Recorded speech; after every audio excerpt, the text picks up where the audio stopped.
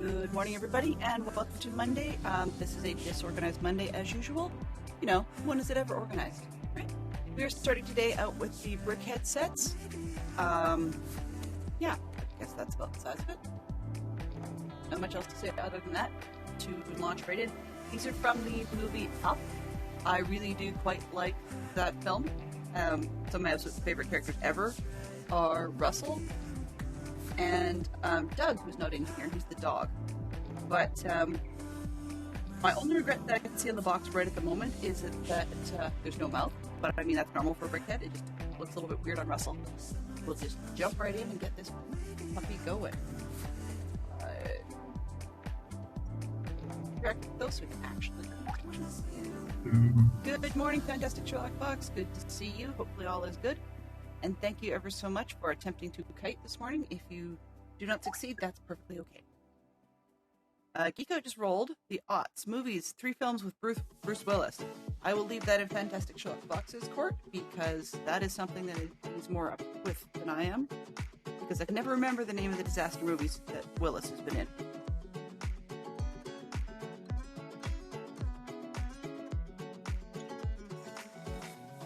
That's not true. I guess I could probably remember that. Must be Monday. Bruce Willis would be Die Hard and Armageddon and Fifth Element. There we go. Gotcha. 2 films with Christopher Walken. Okay. Enjoy that one. Enjoy that one. Okay, so as we get this, I'm looking around my desk for a knife. So it's a little bit weird. Am I looking for? I think there's something else I was looking for on my screen, and now I can't find it. That way. No, that's not it. I accidentally just tripped over my instructions for, not that.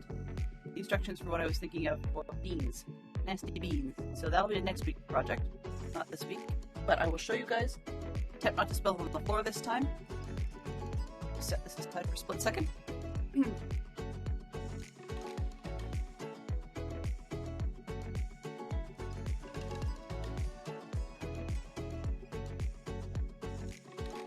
I misplaced one. Interesting. Okay. So these are the yummy jelly beans. Those are the good ones. We have some flavors left. I don't have all of them, but I've got some. And then we also have the usual ones that you've seen before, the Bean Boozled Set 6. These are the nasties, including things like livered onions, dirty dishwasher, boogers, stinky socks, that sort of thing. And then there's also the Bean Boozled Fiery 5 Challenge. So those will come up next Tuesday.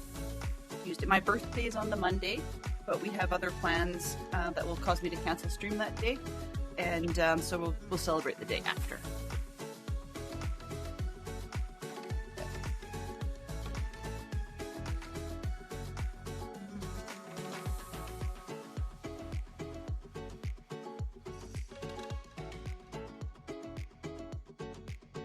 Make sure I put those away in a place that doesn't let me knock them on the floor, because I spilled those on the floor last week. Why can't I find?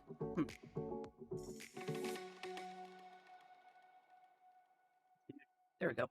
Okay, so just need big screen. Okay, some people like closed captions. We do have closed captions over here. But if you're on mobile, I apologize. They have a really, really stupid system. And it's a global thing. So on mobile, for iOS at least, you actually can't do captions just for Twitch. You actually need to do it globally for everything. If not, then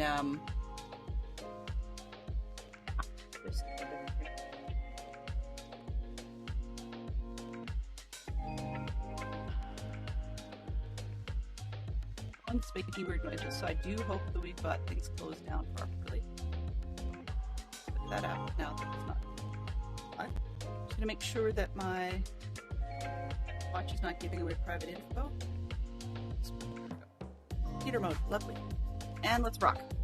enough dithering, jump into it. I'm just going to turn on my tablet so I can see what's going on.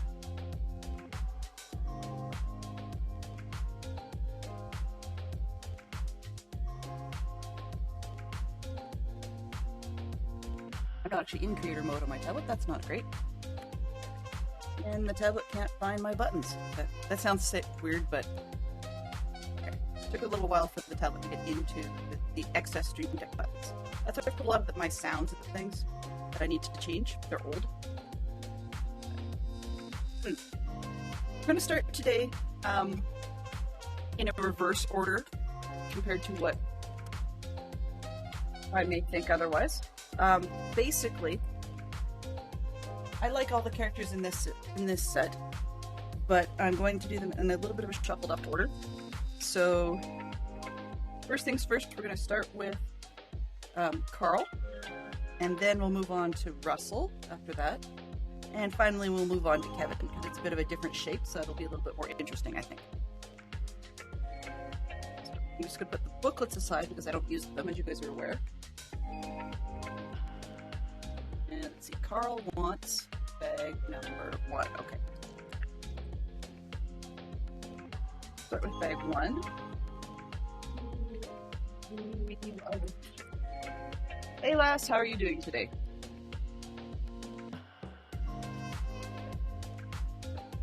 And I have just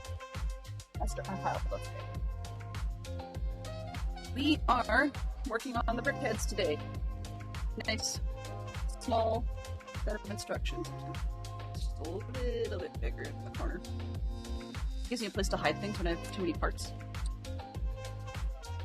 So hopefully you guys all had a good weekend and that November's treating you well. This is probably, for some of you, the first stream since Halloween. Our kids had a good time, I think, at the Halloween party, and they had some pretty good haul. Sure, sounds great. Mac and cheese is always yummy.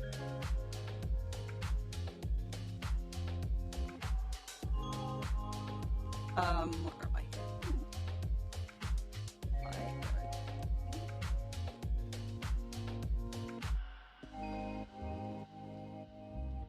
I'm muted. Oh, hang on a sec. That explains a lot. Give me a second. Apparently I rebooted my stuff and then closed captions didn't come back on. Well, there we go. Better. All right. So I don't usually worry about it too much. Mobile closed captions are a bit of a pill. They don't really help anybody with anything, for the most part. But I mean, sometimes if you have to turn away or whatever, it's not a big deal. And it can be useful if you need to have a conversation with somebody that you kind of want to split your attention. I mean, hey, I do that. Doesn't necessarily mean it's kosher, but I do it anyway. So the kids had a great time at Halloween with a decent haul. They're at school, so I can tell you that we rehired the Switch Witch, which basically just means that they get a present of sorts at Halloween in exchange for them coughing up a quantity of their goods.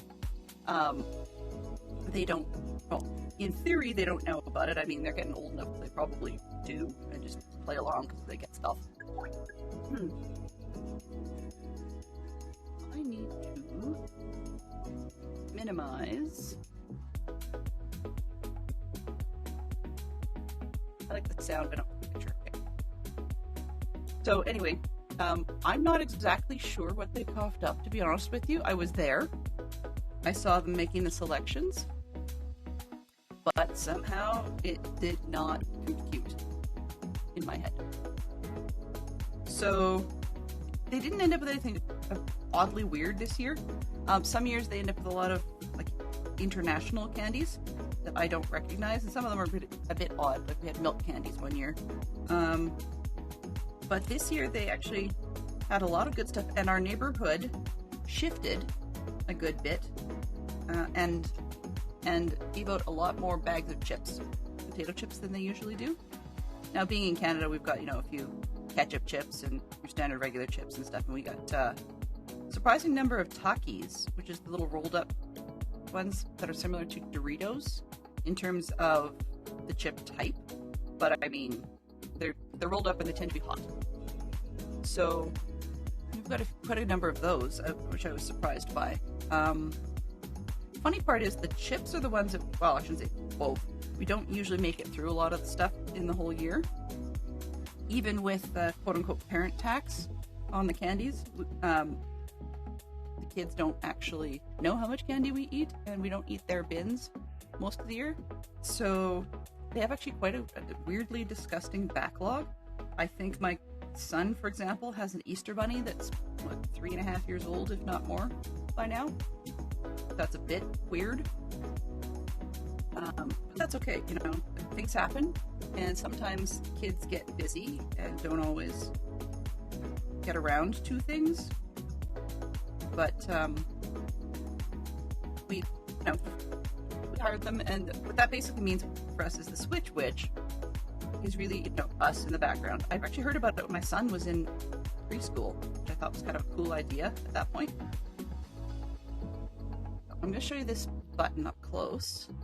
Maybe. There we go.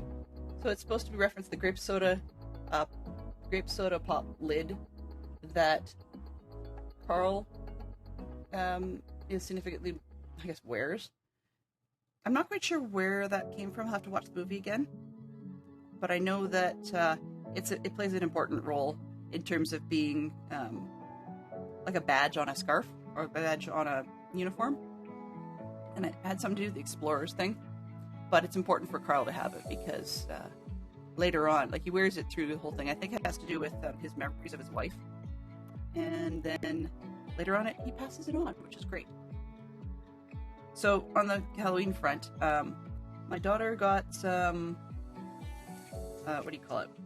Make It Minis. It's not the Mini Brands brand, but it's a different one, Make It Minis, which I will give them, the Make It Minis people, far more credit than the Mini Brands, because what I'm reading on the web, since I'm not super experienced with either of these products, what I'm reading on the web is that they're both miniature food products. The Make It Minis are often you get the parts, sort of the ingredients, to make a dish. So for example, my daughter got a bento box in a mystery ball, and so she gets the box and some goop that's supposed to be rice and some sort of other goop that was a sauce and some weird lump looking things that are supposed to be, I don't know, chicken chunks or wings or something, and a cute little pair of chopsticks that are shorter than an inch maybe. And they and you basically make glue your little system. So set it all up, and then the sauce goop will harden up in UV light. Oops, I did this wrong. I'm regularly doing these wrong. But she got it all set up, and unfortunately we're far enough north that we just got weird, what's it called? The sun shifted a fair bit in our house, and then we have shadows from just the way our house is built and the direction it faces, so that she actually didn't get it to set up properly the first day. So the second day she actually had to go, it's supposed to take 5 to 10 minutes in direct sunlight. Well, first off we did in the house, just because it's cool up here right now. And then the second piece of it was, as I said, things were shadowing and moving. And something silly again. This one needs these at the bottom. Figure out why that wasn't level. Now it is. So anyway, she had to move things around, and it took a little longer. But these mini sets, you make little food dishes. So she had the bento box, and then the other one she'd had was a plate of crepes. So quite literally, she gets a plate, a little mini plate, 3 rubber sheets, I guess, little round, well, whatever shape a crepe is, rubber sheets, and then some squeezy goop that was like a strawberry sauce or something. You fold the little crepe sheet in half with strawberry sauce in the middle and pin it down so that it, as the sauce stuff sets up, and it holds the crepe closed. And then she got 3 little scoops of what looked like rubber blobs of ice cream, I guess. But then you put on top, add some more sauce, hold it on, and little tiny white plastic chocolate chips. So white chocolate. Feed it as food, yes, that makes sense. They're doing a good job with that.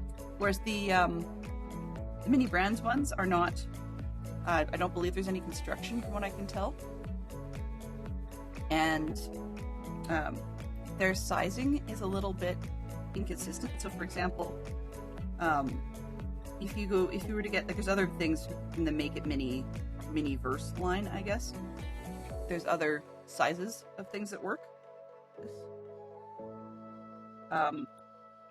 So they have plants, for example, and tiny furniture and things like that in the Miniverse stuff, and they're all consistent scale. Whereas the mini brands, some of the fans of mini stuff are not happy because the mini brand scales are sort of all over the board, and so it's hard to predict what you're going to find to use it for. Some are saying it's 1 to 6, some are saying it's 1 to 12. I've even heard some people say that some of the mini brands stuff is 1 to 24. Well, a little difficult to deal with in terms of scale. This one goes forward, and then we make the other side now. I tried to guesstimate how long putting together these 3 brickheads was going to take. And best I could get is, on average, when somebody's not doing anything else, then it could take anywhere from about 15 to 20 minutes, 30 if you're, dexterously challenged, like a young teenager, a tween or something, distractible and all that jazz. So that's great, but there's only 3 in the set. So we'll just have to see, because there was another set that I read was going to take 45 minutes. And I somehow got it over 2 hours, so that doesn't say much.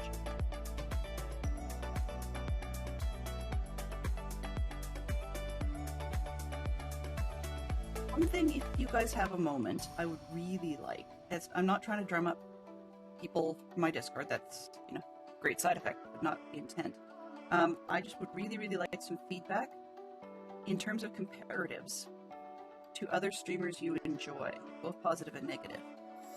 One of the, I'm looking at a lot of ways that I handle things in terms of personality and making streams interesting. And some of the things that I've seen other streamers do that I thought, that might be kind of a fun thing to try and play off of and see how that works for my personality. Just haven't had uptake, and it could be, it's not the right environment, it's not the right time slot, it's not a lot of other things. So I'm not necessarily, I said I need an overhaul of the stream, and while that's true, that's not directly what this is related to.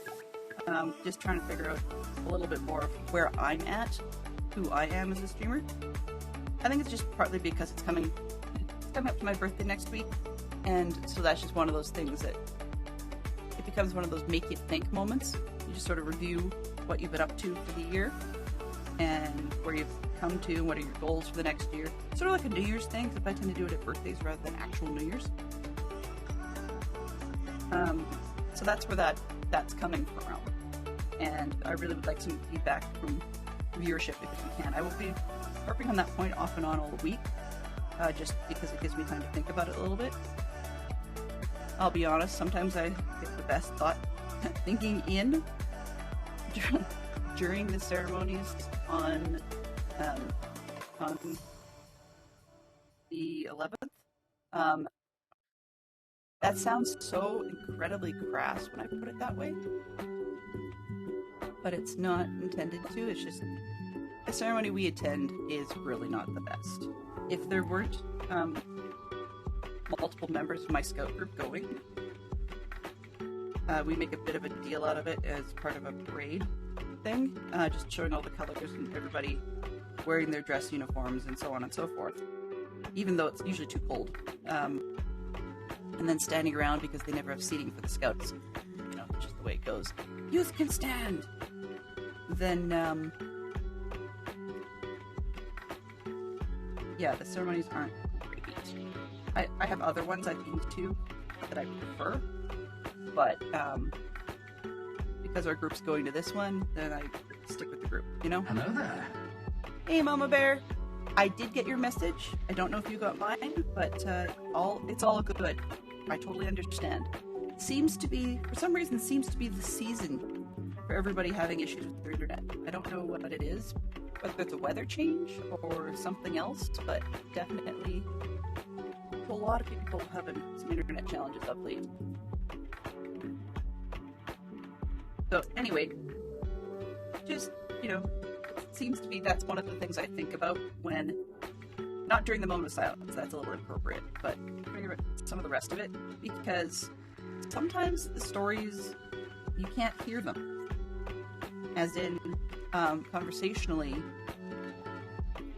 they don't put good miking or good, they don't place the speaker sets such that many of the scouts can hear it. And my priority has always been, when we're going to these sort of Remembrance Day ceremony things, my priority has always been, if there's going to be options where the kids can hear what's going on, more so than myself, then I will try and rearrange where I'm standing so the kids can hear better, just because I find it important as a part of their experience. Oh, good. We got a spare grape soda vat. That is fantastic.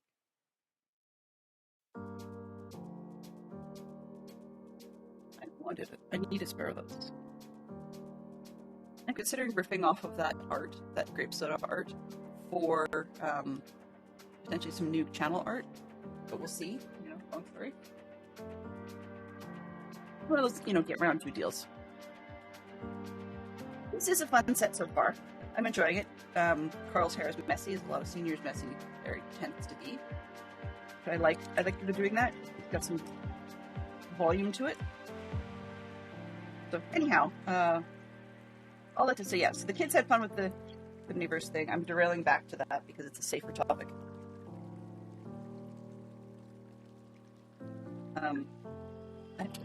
Yeah. I don't know.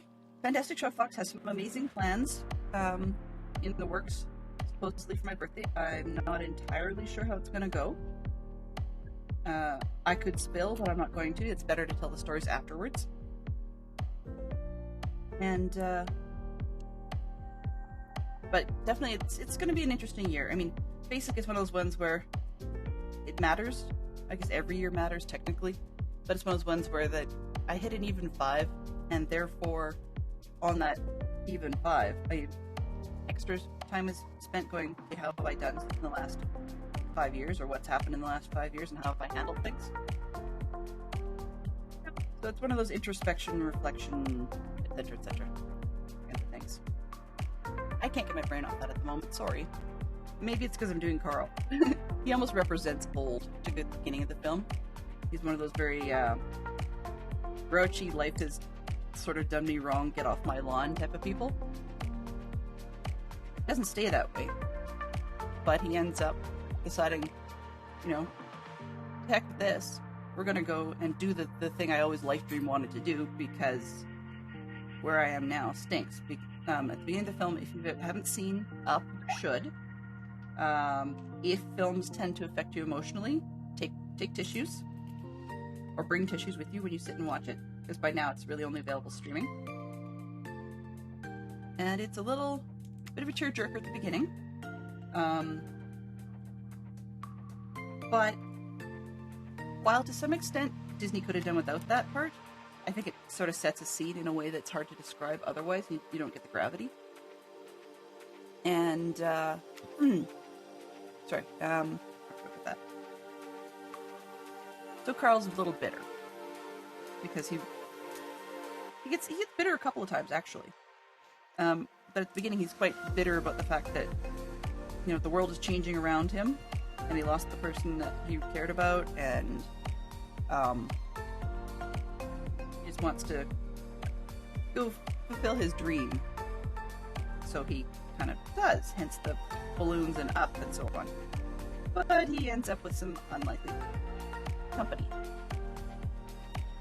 who we shall build in a moment.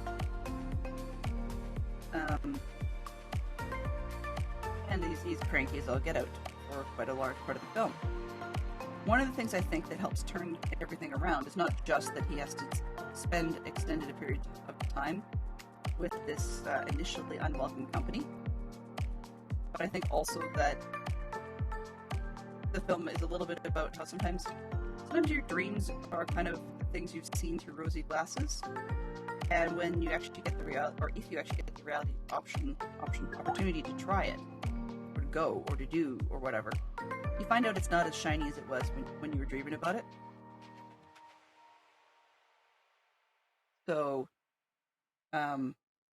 sometimes I think Carl did better in the film, in essence, choosing to nurture someone else's dreams. You know, he had his chance at his. Didn't quite turn out the way he wanted. I mean, the whole film is a major adventure in that direction. But he still chooses to nurture someone else's dreams, and I like that. The question of the day today has been, if you could know the absolute and total truth in one question, what would you ask? That's a bit of a deep one, dark one. Fantastic Chocolate Fox says, I'd honestly have to go with, why am I here? It'd be weird to know the answer, but it needs a lot of self-doubt around purpose. Yeah, I guess that's true. I mean, I'd probably want a rather open-ended question. I honestly would be likely to want to game the system on that one, simply to say, you know, if I asked an open-ended enough question, could I get answers to more things? But, it wouldn't be something simple like, why? I just leave it like that. Why what? That's not a full question.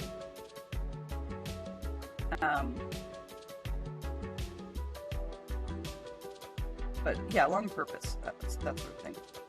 Sometimes I would figure, what's the point? Would be another good one.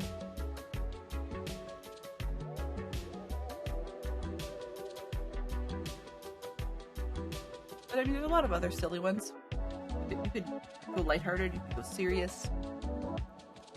And sometimes I wonder if some of the questions people would ask, if you got the full and honest answer, 100%, maybe you wouldn't want it. Maybe you would kind of wish you hadn't asked the question. Who knows? New energy drink brands. Well, Fantastic Sherlock Fox, I'm sure you probably could answer that one. I know a few in the LEGO community that could answer at least one of them.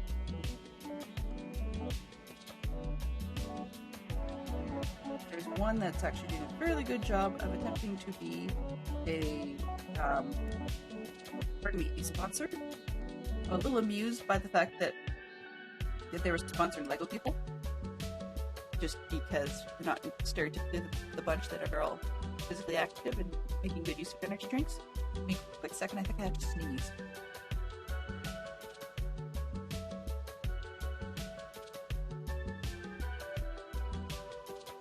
Yep, I did have to sneeze. Alright. Ears. At the moment, ears are my bane. I need to, after this stream is over, get back on the DadCraft73 Java server and finish off Jeremy, Hillary, PhD, who's currently Nightmare Fuel. That sounds weird to say, but I really do think it's true. He's a little creepy looking, and I'm not enthused, but he's close enough. Like, as in, he's the best I know how to do right now, so I need to finish off that part. As in, finish off his head and everything so that I can get moving. And move on to the next project. I'm still looking at whether or not I can do a large pocket watch. That would be a fun challenge, because I've never done something like that before. So maybe. I mean, I know I can do an hourglass, but let's see if I can do a pocket watch. Interesting use of little clips. I don't know what we're going to put in them, if there is anything. I'm assuming this is the back of his head we're working on.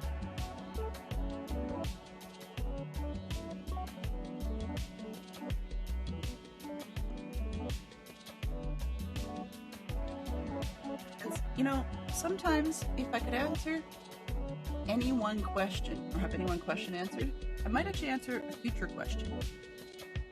Right? So if I could get the full honest answer about a future question, then I might actually ask that. For example, in this particular case, maybe a health question. Things like, if you could get it, will I end up suffering from heart disease at some point in my life, or something like that? Will I? It's not that I could necessarily do anything about it per se, but mitigating the symptoms of various health conditions might not be a bad idea. I mean, there's different ones that I already know better, and I'm not doing anything about, but it would be nice to know. Or, if it was something more complicated than that, I went backwards. Whoops. I keep going backwards. Got the ears. I guess I did the other side before I should have. Yeah, I did. Okay. So then, what's on this side? How do they want this done differently? Nope, same. Okay, good.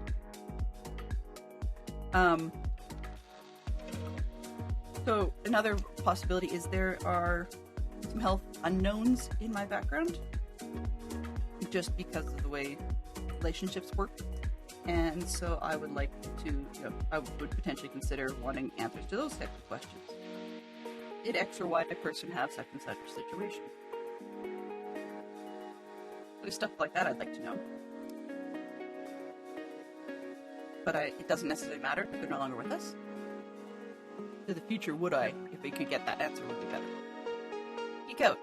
3 songs from Pixar titles. 3 is a challenge. It doesn't even have to be that they were new for Pixar titles. The only one I ever remember is You've Got a Friend in Me. I never remember who wrote it, because I always mess that up. Oh,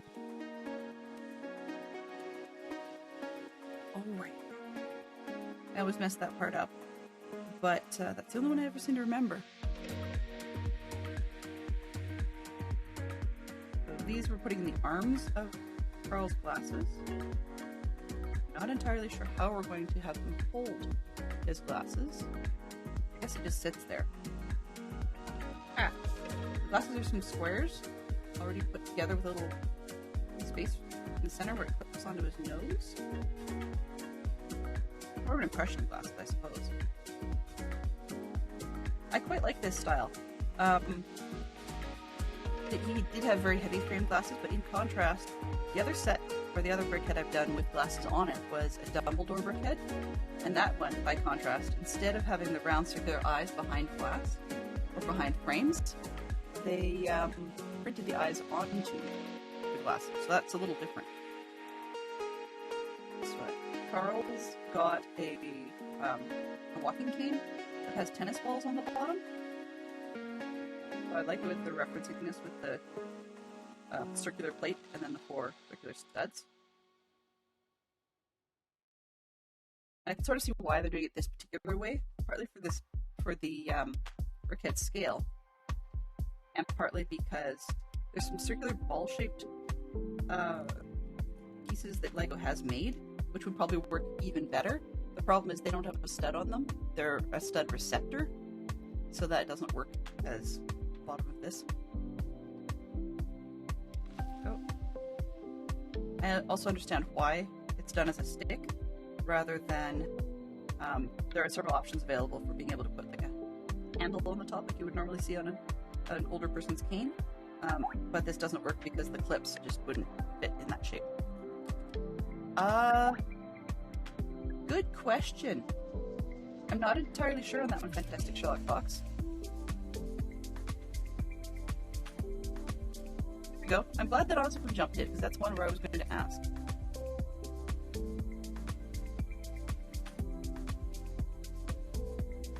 But I mean, if we have trouble getting Pixar title songs, then we can definitely expand out to Disney inclusive. But it does make sense. The animation style is not quite Pixar style.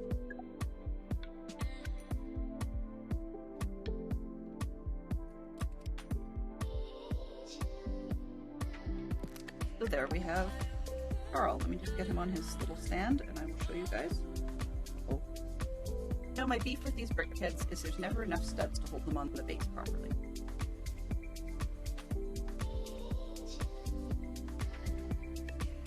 Now, he's centered, but it's tempting because he's got the, he's centered, but he's tempting because he's got the extra accessory to set him back a little bit by turning the whole thing around.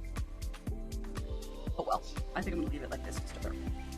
So there's Carl, the focus at least at the start of the movie.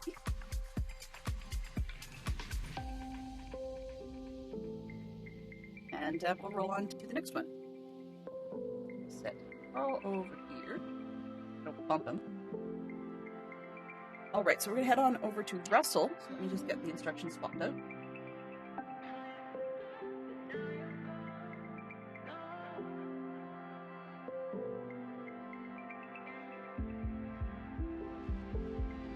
Alright. So we've got Russell, our little scout guy. It's what they call him. Oh, phooey. Gonna bug me. Wilderness explorer, that's the word. He's not a scout, he's a wilderness explorer. Which definitely stays away from the original style. The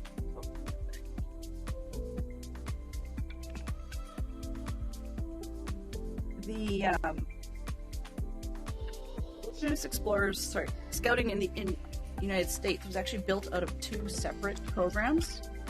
One was like a forest, not quite forest wardens, but forest something or other. And then the other one was the British scouting program. And part of the story, or one of the versions of the story, goes that the person who was in behind the American Youth Forest type program was over in England on a trip and met Lord Baden-Powell. Was it Robert Baden-Powell? And saw a bunch of the scouting program over in England, I believe it was, and decided that it was such a great thing that he wanted to bring it to the US, so they sort of partnered together. And when they brought it over, they had elements of both programs built together, but the forest warden element stuff didn't transfer back into the scouting program internationally, so there's some significant differences between what became Scout BSA versus the just plain old Scout program. It's always evolving, but so things have shifted. But it's neat that Disney has dodged both of those names, given that they don't really want to have to worry about anybody suing anybody anymore, because they suck at it. They just buy them, or they dodge it altogether. But Wilderness Explorers made sense for the film. Carl is cute. I'm glad. Carl's glasses are cool. It's a neat concept. I have to readjust, I think, the arm on this side, on the right-hand side, and possibly the left, to make sure that they touch. Yeah. That's better. So anyways, but I love Russell partly because of my connection with scouting and guiding it so much, that I can see elements of what he's doing and how goofy his outfit is and stuff like that. It's got some reminiscence hallmarks. And how for a long time Russell does know a thing or two. He's really clueless in some areas, but in other areas he really does know a thing or two. So I think the clueless part is probably still focusing the viewer's angle or point of view on Carl's world. There are a few spots where you get to see Russell by himself, and it's kind of neat to see what happens with that.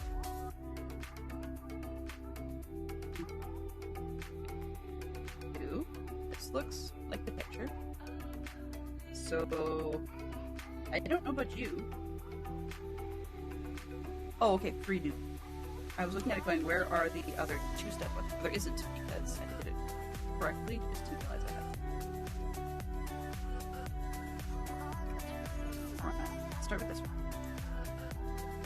I do love the printing on here. You can see he's got his neck scarf on, and his sash with badges.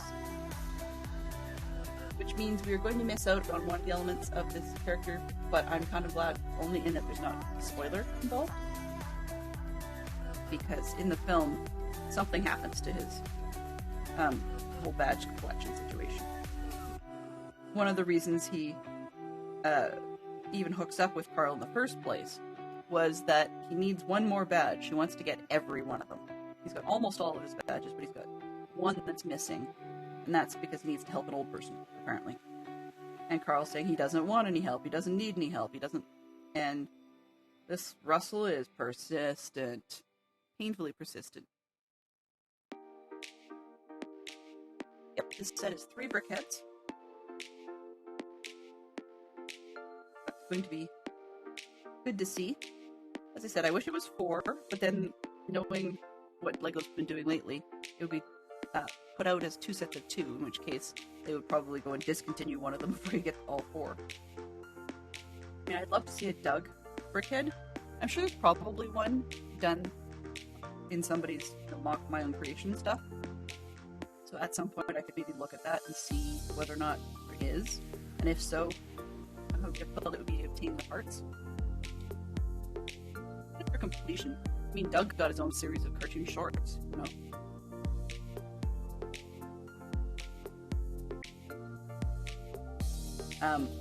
But I find it interesting. One of the things that works out sort of both for and against in the film is that Russell is allowed to have a GPS unit right at the beginning. These Wilderness Explorers, I don't know what the heck they call it, something or other, which doesn't last long. He loses it very quickly. But I find that interesting because in both the American and Canadian scouting programs, I can't vouch for international, so UK folks will have to help me there. But in both of those programs, at least right now, there's in the Canadian one particularly, there's an emphasis on, you know, still being aware of how to do things the old-fashioned way. So although you know, mapping and compasses and stuff in that sense is not useful in most day-to-day senses now, because we can just, you know, grab our phones, and they often have at least satellite reception so that we don't have to worry about being able to, you know, do map and compass. And a lot of them have a digital compass built in. There's still an emphasis on, for the most part, having a electronics-free adventure or electronics-free meeting. They're not saying don't use these tools, and we do teach our kids how to use them. But it just also means that we teach them the old-fashioned way too, just in case this happened. And just in case you ran out of battery, or just in case you dropped it in a lake and your phone doesn't work anymore. About a week ago, we went to a presentation, our group and I went to a presentation where we got to hear from a speaker who's done trips in the deep north, meaning, where was she? Eastern side of the islands north of Canada, so southwest of Greenland, but close by. And that gal, you know, she said, we have a lot of footage, we have a lot of pictures and video and stuff, but we don't see a whole lot of you, the presenter, in it. Just, yeah, there's a reason for that. It wasn't that I didn't want to be in it. We actually had quite a lot of both sides. Problem was, they had her adventure partner took a lot of footage, and then one of the unfortunate adventures toward the end of the trip was that he fell through some thin ice up there. Obviously, you know, your life is your primary thing. He fell through some thin ice, and his phone got soaked, and they were not able to recover the phone. Even they tried sending it to specialists, and they couldn't get the stuff off the phone. So she said they lost a lot of pictures and footage. So that's one of those things that if that had been your navigation device as well, you're still really in trouble.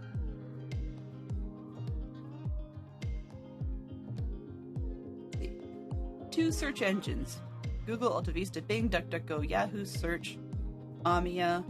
Amia? I haven't heard of that one.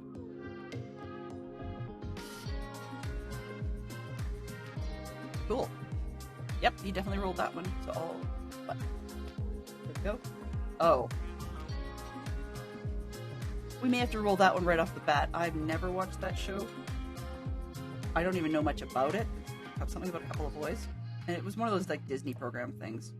You know, if you didn't have the youth programming on Disney as a television channel, you weren't going to see these. Kind of like, was it That's So Raven? I think was another one that I didn't really watch. But apparently the gal from that became fairly famous such that she got a show as an adult. So, yeah. Just, you know, I'm going to roll that one just because I don't think many of the people here know that one. So it's 2 films, which is Snowman or Snow Monsters. We had this one last week. So this one may roll fairly quickly. I like Russell's hat. That's actually odd, but kind of cute.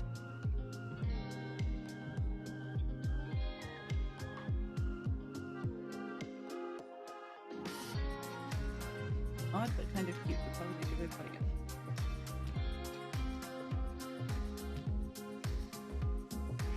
The kids and I, the kids and I went with Fantastic Shop yesterday. We went to our used brick shop, and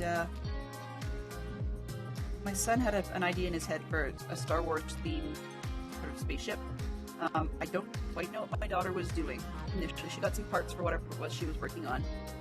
And then as she was done, she was looking around the shop, and we had another good stroke of luck where she found the vast majority of a build that I actually had been planning to suggest she collect parts for.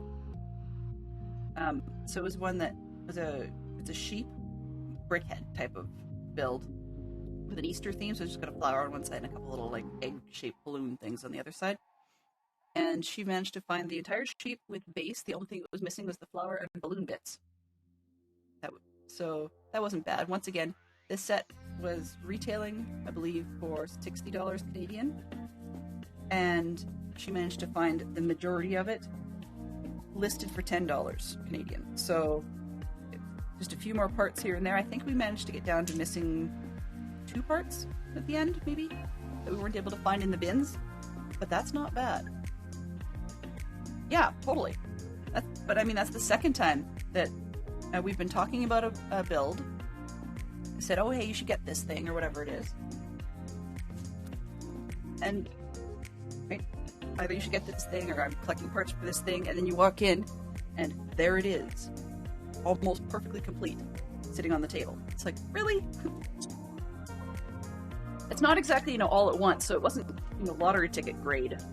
Awesome. But it does surprise me that just seems to happen. But yesterday was a very busy store, and so Fantastic Show. Fox and I were talking about it last night.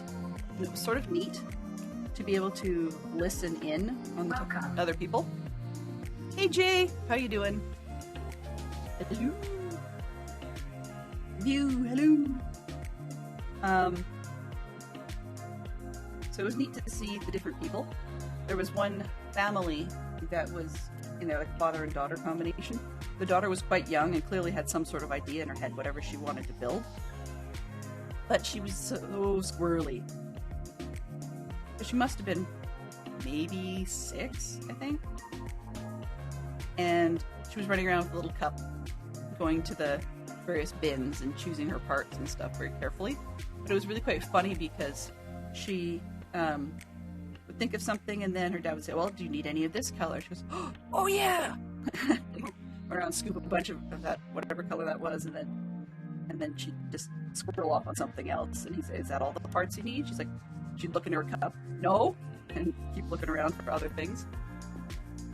But there was that combination. Then there's the more adult ones who are being very seriously picking their parts. There was one family who the daughter kept seeing things, but was sort of being spacey and not really looking for stuff. And then a couple of times she'd suggest something, and her mom's like, no, I'm not buying you that because you have that at home, or you have enough to do that at home. And then she paused. At one point, the mom was like, okay, let me guess. You didn't actually bring any of your own money today, did you? It's like, no. So that was kind of the end of that one. Yeah. But it was cute. It was very, very cute.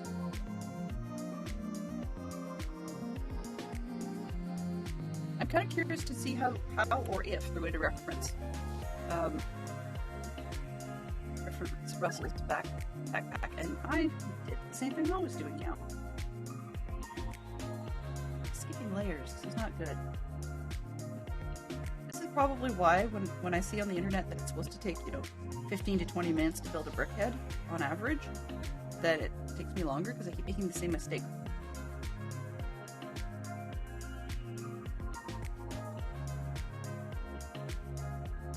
Because of the hat, the extra layer does make it sort of hang off a little strangely at the back for me. I guess I can live with that, but it does make his head look very, very square. So it was fun being at the brick shop. I did not allow myself to look for parts this time for two reasons. One is that after my great find of the tail end from Brickheadz shop, even though most of the sets I'm looking for now have a lot of brown, like dark brown in them, I want to go through what I've got for loose bricks now and just see how much of it was double duty and could possibly be possibly belong in another set so that I could actually move things across.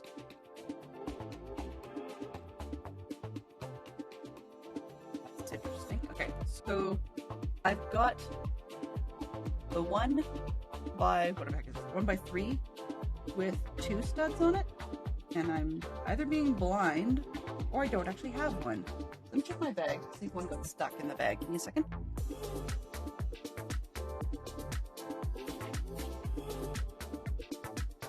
Yep, jackpot.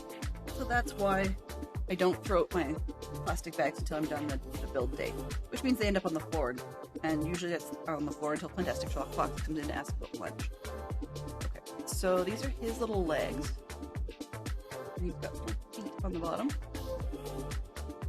But I didn't let myself look through the Lego yesterday, partly because I hadn't gone through it to see on my end to catch up on what I need, but also to avoid being there for forever. I mean, oddly, we were there for quite a long time. But I find once I get started on looking for parts, I'm really hard to peel out of there. And I feel an unreasonable and unnatural sense of disappointment when we do have to go if I didn't get everything I was looking for. So I didn't let myself yesterday, but it turned out well because I was able to help the kids find what they were looking for. Little parts for my daughter's sheep and some bits for my son's set. It turns out like the way this place is organized, probably for like space reasons in terms of getting as many customers as possible into one place at a time, is that they have the same colors in the bulk bins. Okay, the cheaper bulk bins, they have the same colors on 2 different sides of the counter, so you can have, of course, people doing things. And so my son was working on one side, very carefully getting all his parts and stuff, but couldn't find some things. And I said, well, let me try looking on the other side. He seemed a bit dubious, but he said, yeah, sure, whatever, go ahead and have a look. And I managed to find what he was looking for, and then some. So that was handy. My music is drowning me out a little. I suspect I screwed up one of the filters. Let me double check that. There's...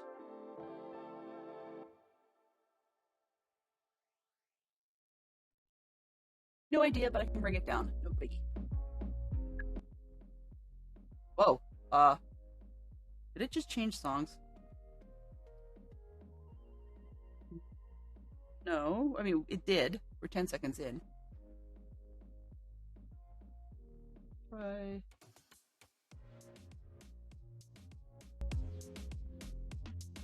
that should be better. Okay.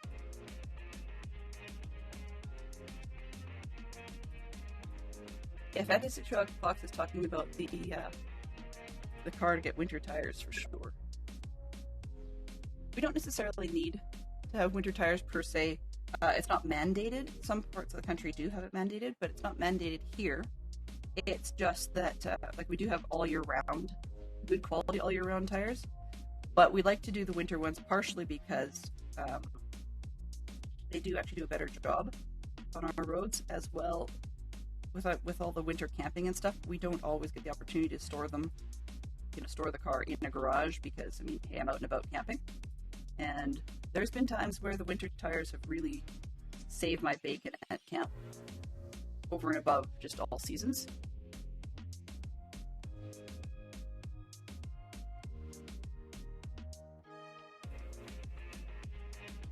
Beauty, I believe. I said it wrong. If you could please let me know how you would like to be addressed, that would be appreciated. Huh, I don't think I've ever seen this one in green. That's neato.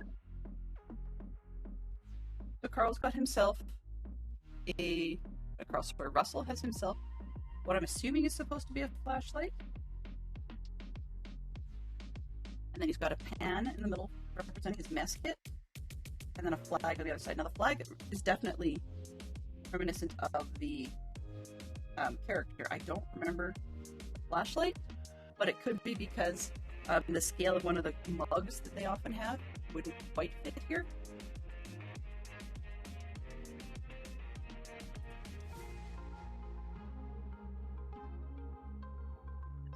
Put that together for his sleeve. Stir it up. So I had a blast in the used shop. I love it there. I could probably spend hours, not necessarily that I need to at the moment, but just because the set that was taking longest for me to collect the bits and bobs of actually, it's technically complete now. I'm just missing a couple of minifigures, which is not likely to be something I can put together because they require custom heads. Even if I did find the torsos and stuff, it's a couple of goblins, and that's not going to be easy to find. Alright, and now I think it's just the base. This one's a little different, that's interesting. I'm not used to these having quite such a centered layout. I'm used to them being offset, so the last one had 2 rows of flat and then a couple of studs that were farther forward. But this one's very centered. We went to a garden center last Wednesday and they had a toy section with Lego sets. Ooh. I wanted them all. Yep. They also had wooden sets, not Lego, where some of them are mechanical. Ooh! Fantastic Sherlock Fox actually has one like that. So starting, Dylan will continue the conversation after the ads are over. Thank you for supporting the stream. He wants to be centered. Let's see, can I do this? Yes. Alright, so we've got Carl's little flag, backpack, and his flashlight. I like that. It's a different twist on the character. Usually we don't have a flashlight. So that's pretty cool. And when I had the minifig, I'll just grab that one real quick. We had minifigs of these two. That Carl or Russell doesn't stand up properly and he leans over. Give me 1 second to grab minifigs. Be right with you.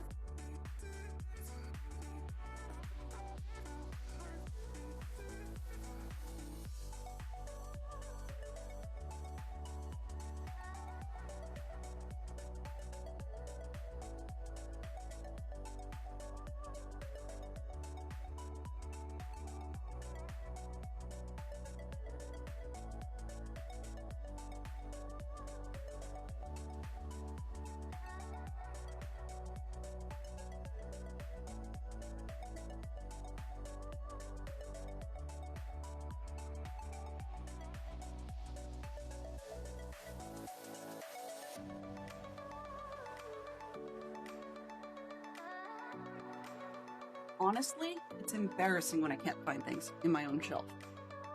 Okay, so here's Russell. Let's start with Carl. Here's Carl as a brickhead, and Carl as a minifigure. Bring up there. They actually did a pretty good job. They did his pants in the quote-unquote wrong color, but compared to the minifigure. But I'm not necessarily sure that's actually the wrong color. I'd have to watch the film again to see. Because it might be Lego printed the pants in the wrong color. Or the minifig. So let's roll it. That's not bad, actually. All things said and done.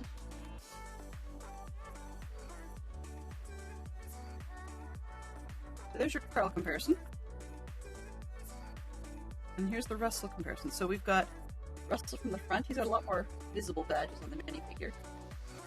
But I mean, given that they made the front panel of Russell the Brickhead so much smaller, like thinner, even though he's wider, then they actually got a good amount of detail. There's the flag, which they did not put on Russell minifigure.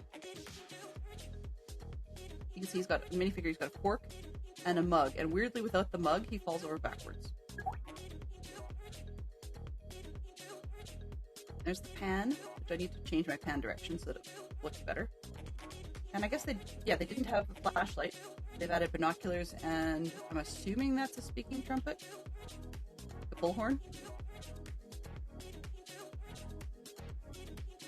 It's definitely one that's cute. Our villain is, I don't remember what his first name is. I want to say Carl, but it's not. It's Muntz, but is the last name. I can't remember what the first name is. Yeah, I need to rewatch this movie, for sure. For sure. But I mean, given what they had to work with in a Brickhead, that's actually pretty cool. And Lego has tipped the hat back quite a ways on Russell's head, whereas I don't think it was quite that far back in the film. So the Brickhead one is good in that respect. I like it. But yeah, there's a few little differences between the two. So once I get around at some point to either watching the film or checking the web, then I may make a minor change to one of the two just to make them a little more film accurate. But otherwise, it looks great. I like it. So those are those two. I do not have a minifigure of Kevin. So we'll just have to build Kevin from scratch. Kevin's not a person, for those of you who haven't seen the film. So let's put the two minifigs aside, and we'll slide this one back down, and this one back down. Kind of, sort of. That doesn't work. I figured out how to get these things on the right angle for the camera, but anyway. That hold it. Not really. No, not really. All over. Anyway, let's get on to building Kevin. Charles, thank you. It's Charles Muntz. Yeah, definitely one of those dream burster personalities. You know, you think he's so awesome, and then you find out he's totally not. In a way, he's a bit Gilderoy Lockhart. Yes, I know I returned to Harry Potter again, but he's a bit of a Gilderoy Lockhart because although some people figure that you know they know Lockhart right from the start, that he's an absolute sham. Some people actually think he really did the stuff he claimed, and that he actually is as cool as he claimed. I mean, Muntz kind of is as cool as he claimed, but there's not enough of Muntz's personality revealed in the start of the film for you to get a really good picture of the reality of the man. So when they meet him, it's a bit of a wake-up call for them.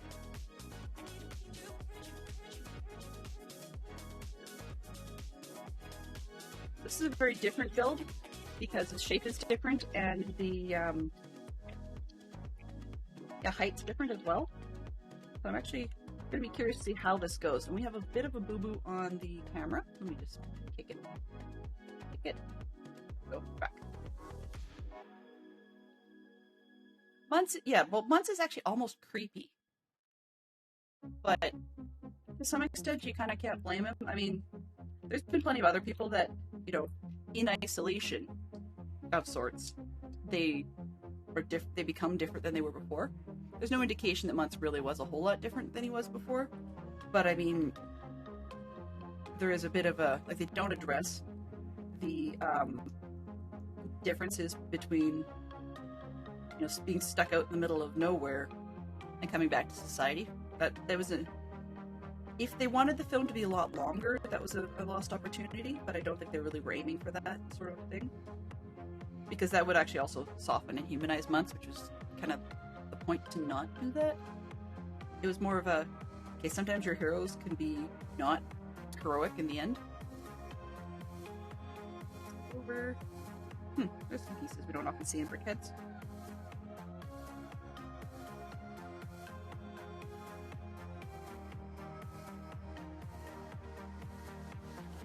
I get a kick out of the collars. So it's a bit of a thing in, I love that Disney has an excuse. So rather than just Disney giving everybody talking dogs, just because, in this one they actually had to give an excuse for it because they had humans and talking dogs. And so they have collars on the dogs that allow them to talk. And there's a bit of a gag out of that early on for when Russell's mucking around with Doug's collar, and it starts changing not only his accent and the pitch at which he speaks and so on, but it actually changes the language. And some of the stuff makes sense if you actually translate at all. As in, the conversation just keeps going, but other stuff just seems way out to lunch. Wow. Sorry, just noting that we're talking about a dog, and the all dogs go to heaven seemed to be a perfect answer to the geek out question. What did I miss here? 6, 7, 8. Okay, so there is some pieces here. I'm glad that there's 2 that go on, because I really don't like it when LEGO does this thing with an arrow from a piece that points to something, but they can't show you where it goes. I understand why they do it that way. They're just saving steps, because it's a mirror of what's on the backside. That's just kind of... Sometimes it doesn't make sense, because every once in a while I've been caught by that. It's the sort of thing Weebricks would do. I haven't seen too much out of Mega Bloks to be able to compare, but it's definitely the sort of thing Weebricks would do. Okay, so this is the back end of Kevin. And we're building Kevin's legs already. Didn't expect that so early. So Kevin, as you may have figured out, I mean, yes, we saw the picture, but Kevin is a bird. And I'm not even entirely sure why it picks up the name Kevin, other than, like, Russell decided that was a good thing. But they don't give Kevin a voice. I mean, there's a bit of a bird sound, but Kevin hardly says much at all.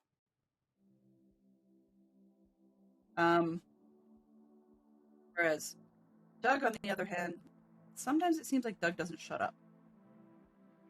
So, on one hand, I sort of identify with Doug, just because there are days I don't. I nearly didn't this morning. That sounds funny, but when I woke up this morning, I was very congested in my nose. And we have sinus issues that tend to dog me a lot of the year. And unfortunately, I was very clearly warned not to use sinus or decongestant medication with my ADHD meds. So I'm trying not to. There are days where things just get to be too bad, and I make the choice to skip the ADHD meds in favor of, being able to breathe. That's kind of a good thing. Just because it's a miserable day for me if I don't. And then I squirrel just because I feel nasty. And I do find when I'm just stuffed up, I can squirrel more. Like when I wasn't on meds, I would squirrel even more just because being stuffed up, I don't think clearly. So anyways, I nearly skipped the med this morning for that, and then I decided after I was up and started get moving around that I could actually handle it, so I didn't skip them after all. But I don't know how well they kicked in at the moment. Okay, so we've got like a layered sandwich rainbow thing going here. I was just thinking, I do like the collars because it gives a good excuse for the dogs to talk, but also it's an amusing sort of one-off joke early on, and then it becomes a bigger deal towards the end of the film with a further, like, a return to the joke, but at the same time, it also helps handle, I guess, one of the characters, because when all of the dogs that Muntz has in his, I don't know, entourage, I guess, whatever you want to call them, are colored in this way, so that you get the idea, okay, great, Muntz actually does know a thing or two if he's smart enough to create and give his pets these color things. But on the other hand, he's a right royal something pretty quickly, and colors or no colors, he very quickly loses my respect. Part of it actually is related to the fact that I'm an environmentalist. A little bit. I mean, I don't do, active stuff and so on, but I try to be conscious, let's put it that way. And Muntz is out to in it for himself. He doesn't really care what he does to the world or the ecosystem and the life in it and so on. Okay, so this is Kevin's neck. That's actually kind of cool. Like, I love the sandwich building technique that's sort of stair-stepped in order to get the lean back.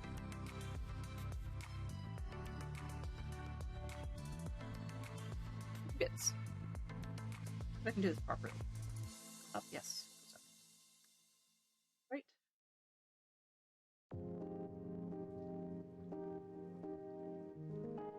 So yeah, I don't want to spoil too much about the movie, but we find out some interesting stuff about Kevin along the way.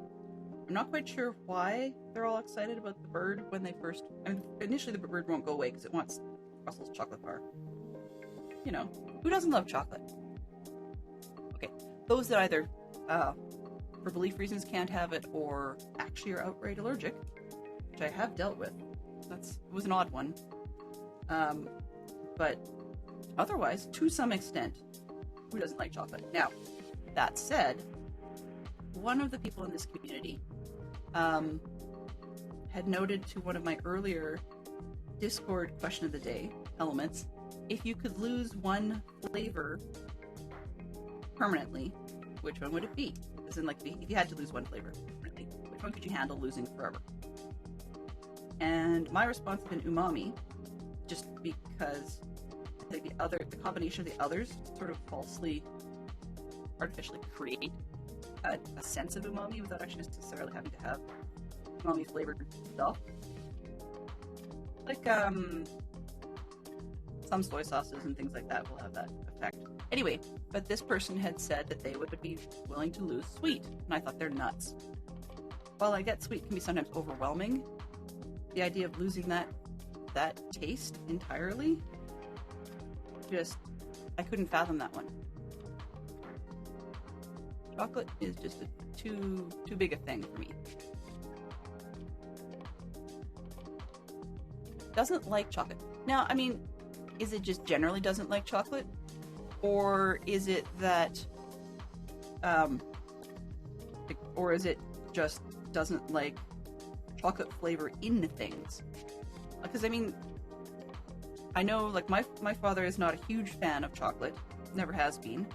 Oh, let me correct that. Aside from hot chocolate, but no, actually. Okay. Not even that. He's an Ovaltine fan. There's nothing wrong with Ovaltine. I mean, I grew up on the stuff, but there's days where chocolate works.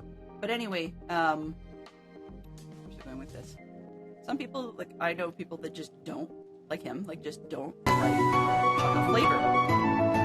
Hello, Poodle! Good to see you! How are you today? Sounds like the Poodle world is a little more consistent, and I'm glad to hear that. You and I should touch base offline, just, catch up and see what's what. But, yeah, so we're working on the Brickheadz today. We've got Russell, my absolute favorite, and then Carl, who actually turned out pretty well. And we're working on Kevin. So yeah, I'm just curious about the chocolate thing.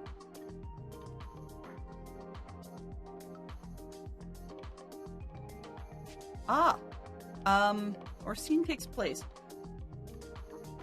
The question that Jay's referring to on the screen then, 4 films with a scene that takes place in heaven. We had All Dogs Go to Heaven.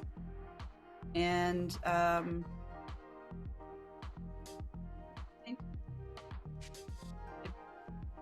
don't know if Bruce Almighty would count. There's another one. I guess you could technically say that It's a Wonderful Life has a scene in heaven. Where at the beginning you see stars in the sky. And that's where Clarence the Angel gets his assignment to go deal with George Bailey. So it's not technically heaven in the sense that I think the question was really asking, but it sort of fits. And then I've heard people suggest that there's a scene in Harry Potter that works that way, but I disagree. There isn't a heaven scene in there, even though it's a foggy scene. Back again, sheesh. No worries. The net bounces some days. I mean, ours isn't even consistent sometimes. And it's not always clear whether it's the external internet, whether it's our local network in the house, or these days, whether it's the cell phone grid. Sometimes we'll find out because of things not working on our mobile devices, and other times it'll be something like Dad, the group server we're trying to reach is incredibly slow. Could you please reboot it? And then that did nothing, so we ended up having to figure out what the other problem was. So now we're working on Kevin's head, which is kind of nice. So I'm just going to tip his body over sideways. See that?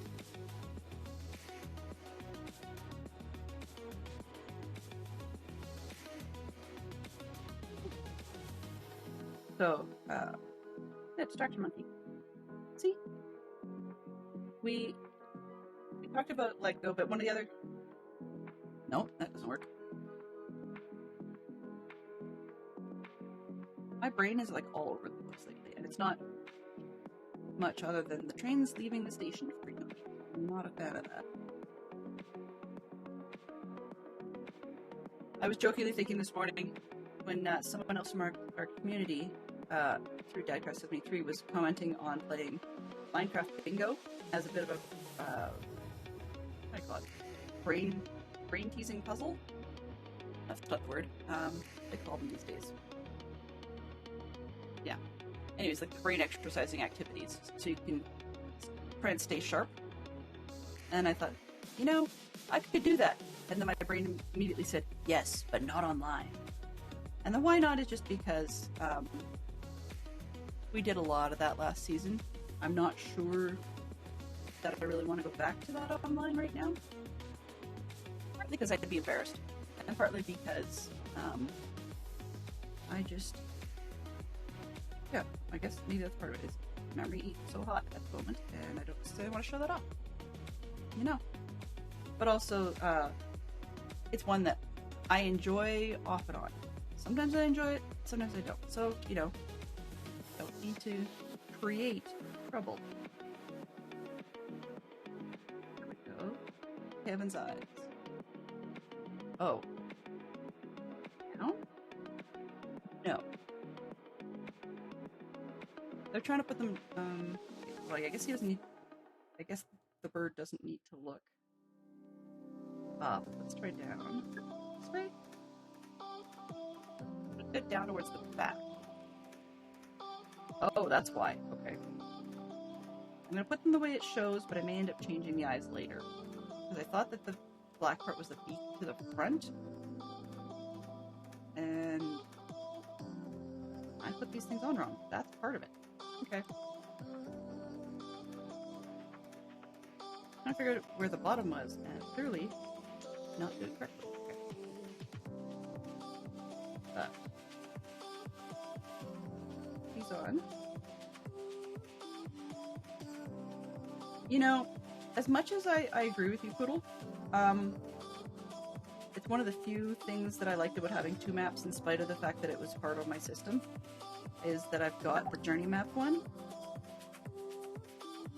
I too wish the arrows would update, but that's just because I'm spoiled by the fact that I was able to find out where the entities I dropped were. So for example, you know, dropping blocks during builds, I could see, oh, hey, there's pink dots all over the place. Okay, I haven't picked everything up. But I mean, that's just a spoily, cheaty factor. If you decide, I don't have much, but if you decide you want a boost in trying to get the other one going, the journey map one, let me know and I'll pack up what I've got of the world. There's not much, but there's some. I'd love to be able to translate one to the other, you know, convert one to the other, but unfortunately, not within my wheelhouse of knowledge.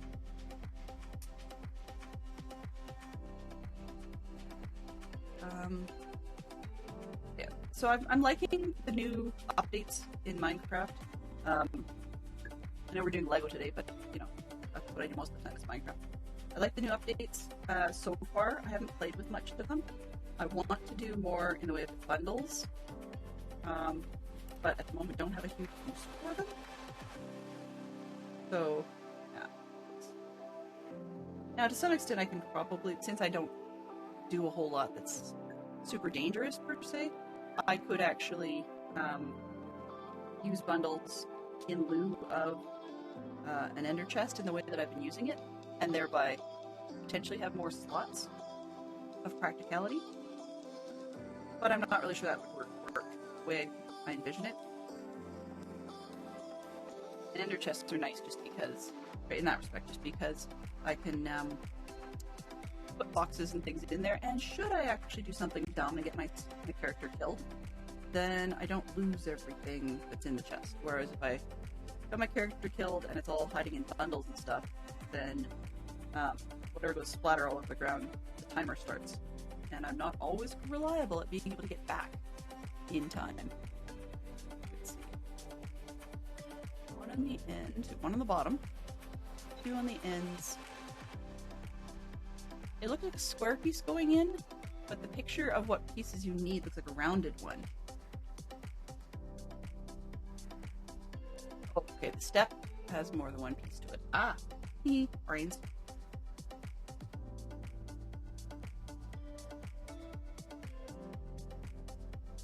That's true.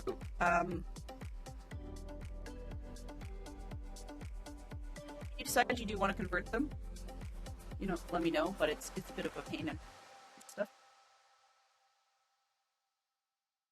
Because, yeah, that's one of the advantages I have to using the alternate launcher that I do, is just that when something like that happens, if there's some stuff in Zeros that I need access to, in Journey Map and the newer one, then I can fire up a version of the game where Zeros does work, and then pull those coordinates, slap them into Journey Map in that version, and then export the new one.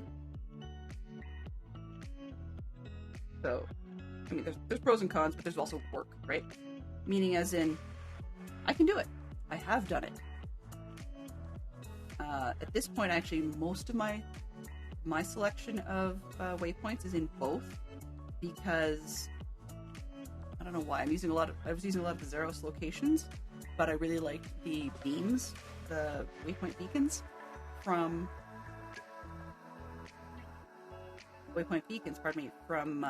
Journey Map. Yeah. Okay, I made a big.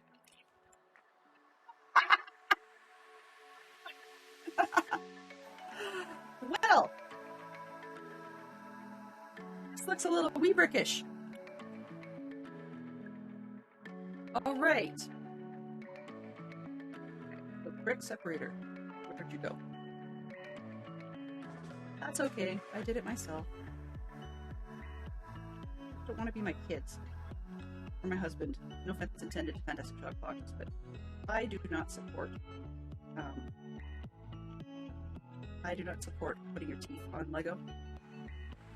Will on occasion, but not my cup of tea. This way? Did I bring it that way?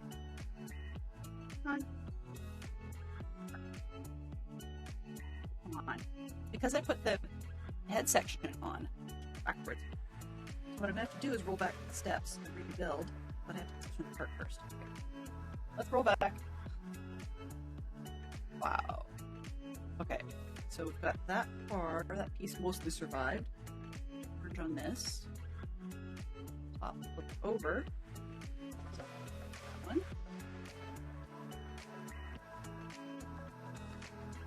Yeah. So I mean, if you decide you want some updates on that total, we can always work together on potentially, you know, having an export of information, transfer it, we'll get it converted and ship it back your way. That's doable. And it doesn't even necessarily mean you have to wait. Because sometimes I actually do things fairly quickly when other people are counting on me. This one, that one. Eat. Blue on the bottom. Purple. Okay, this I think goes here. Okay, this is the blob that I built. It should go nose, beak, this part. Okay, I think we're back where we started. Yeah, that looks better.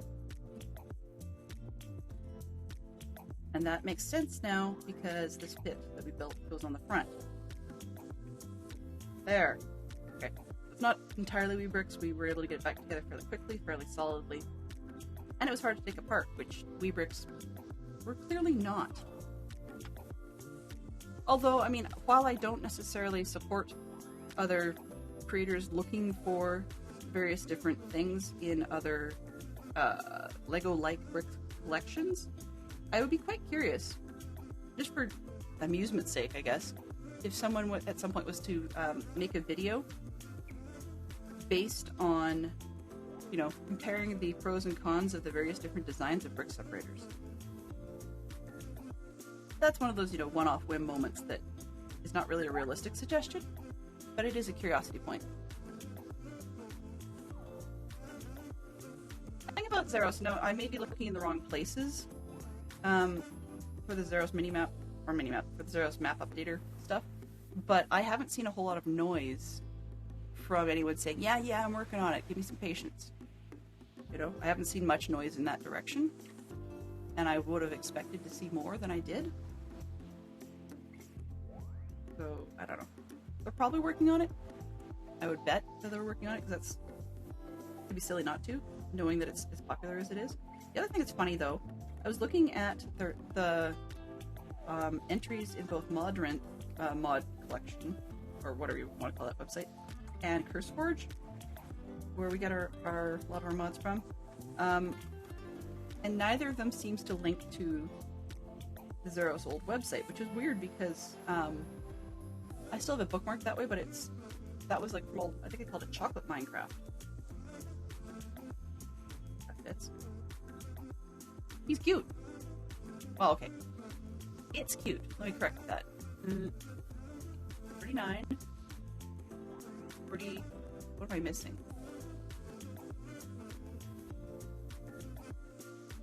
Oh, it's a second layer. Okay.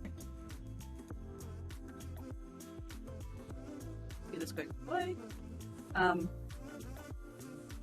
just lost that trade again. Whatever. I do get tired of losing the train of thought. There's so much going on.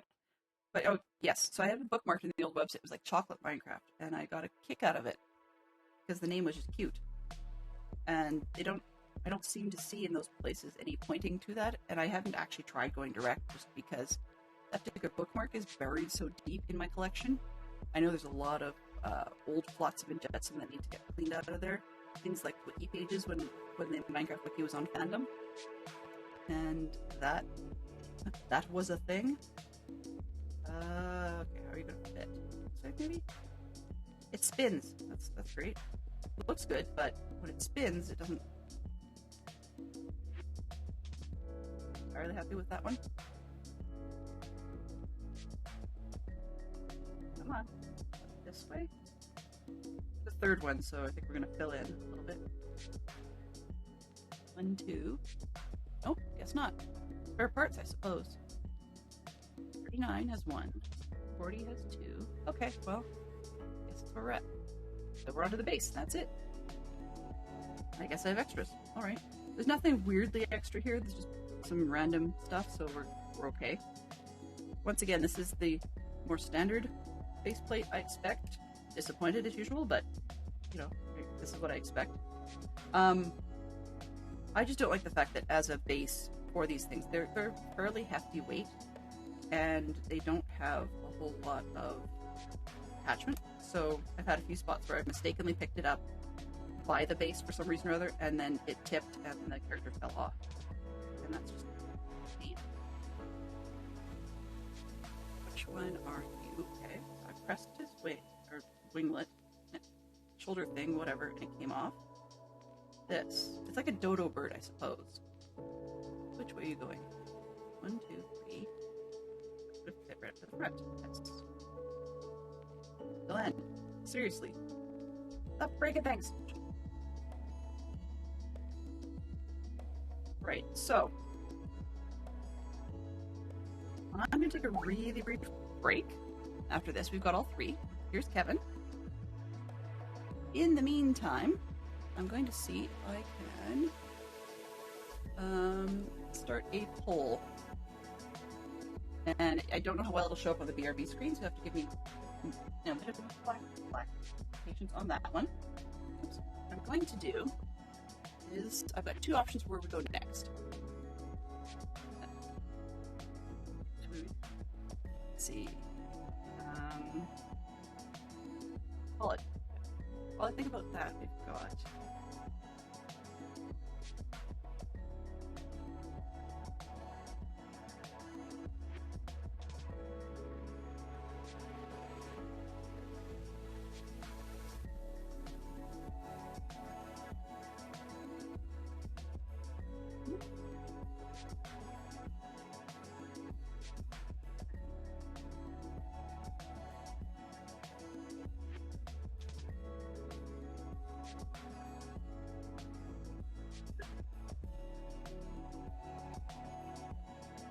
I'm going to give this about, what do we say?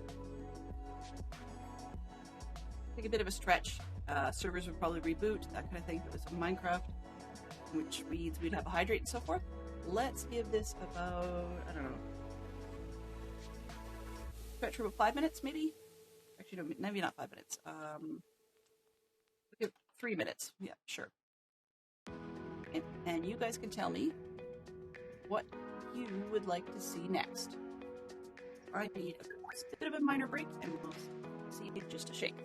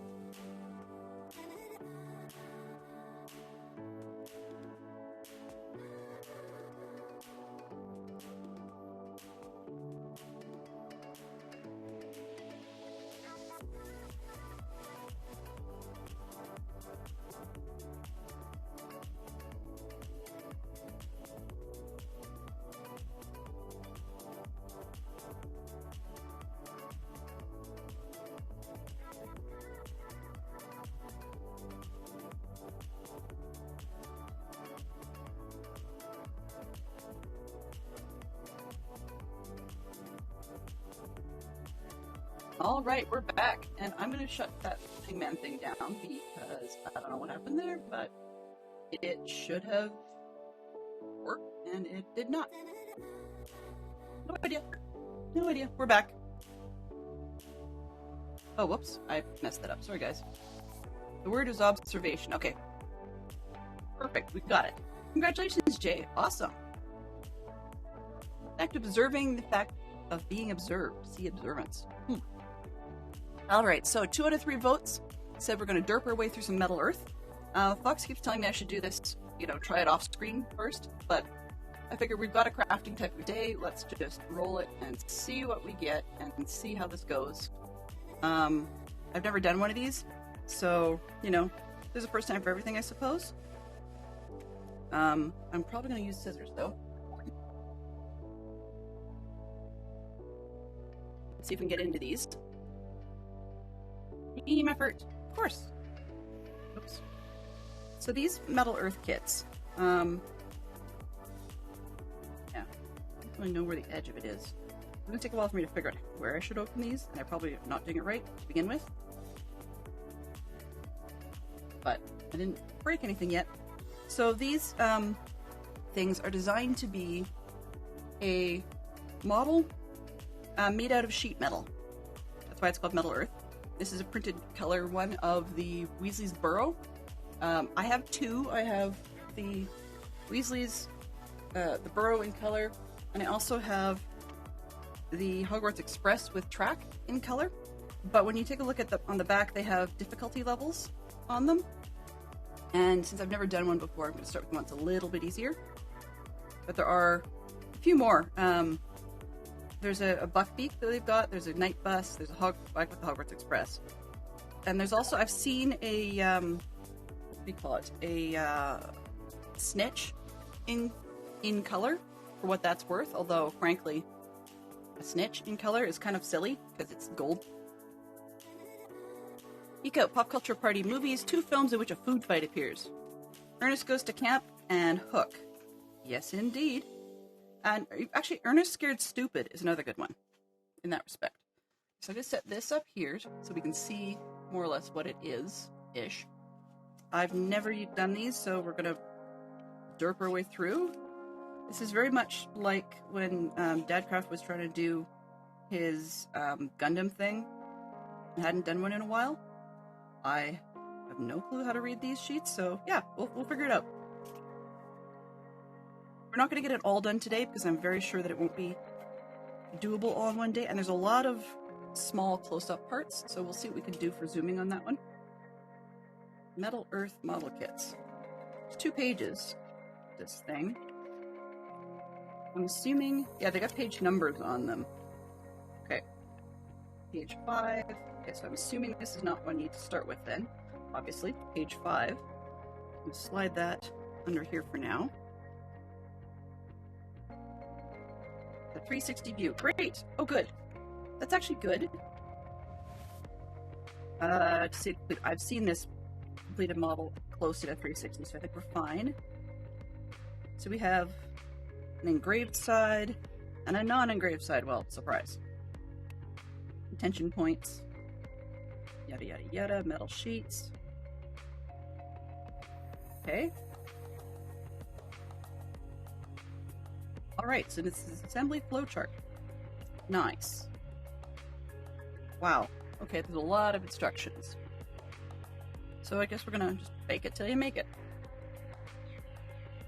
But up against the screen, and we'll see if I can get it scanned by next week. And apologies for the reflections. Here, let me just see if I can get enough light if I shut this down and let them adjust for themselves. More or less-ish. We'll have to play around with it a little bit this week to see if I can get less bounce on the lights. Yeah, it's a bit dark. Let me just put this one back on. Whoa! Put it back there. Maybe? No, that's worse. Okay, sorry guys, we'll just have to fake it. Cameras. Alright, so do I have low light compensation on this one? No. That. Maybe? More time. We'll go with it. Yeah. So let's see, step one, what do they want? They want, okay, there's a ring here. I'm looking at what tools they recommend. So we're going to open up our set of toolkit pieces that we have with it. Well, not with it. We had to buy these separately. But, now I've got some weird sounds happening upstairs that are kind of distracting. I don't know where they came from. It sounds kind of like a fall aeration. Or it could be something from the next door neighbor who's doing some renos. I really have no clue. Oh, there's no scissors for that. Okay. Good, because then I can put the kits away, or the pieces away when I'm done. Okay, tools. Got pliers. They're spring-loaded. Okay. I'm not used to spring-loaded pliers. I've used tools, just not spring-loaded tools. Spring-loaded snips. Oh, crimpers. Yeah, clamps. Okay. So for this one's one that probably Dadcraft would never need, but the other two remind me of the kind of thing that he could probably make use of during his Gundam sets. Okay, that over the side so I can use it later. So first things first, we have sheet B is this one. B1 is the piece in the corner, so I need to punch/clip this circle out. It may not be the world's best content at the moment because, as I said, I've never done these. There's little slots. Okay. There's systems here. Systems upon systems. Very different than what I expected. But nice. I like it. I like it. Just something new. And I will try my best to keep up with chat, but understandably we're looking at something else that just went down, right? Like as in looking down, and I really don't want to give you guys the top of my head for forever and a day. If we're going to be working on these more, then I will be probably rearranging where my camera is on like go days so that it's down more in front of me, so that when I'm looking down you guys can see a bit more rather than the top of my head. This piece out. Now, it doesn't want the center parts, so I have to pull those out. Put this way.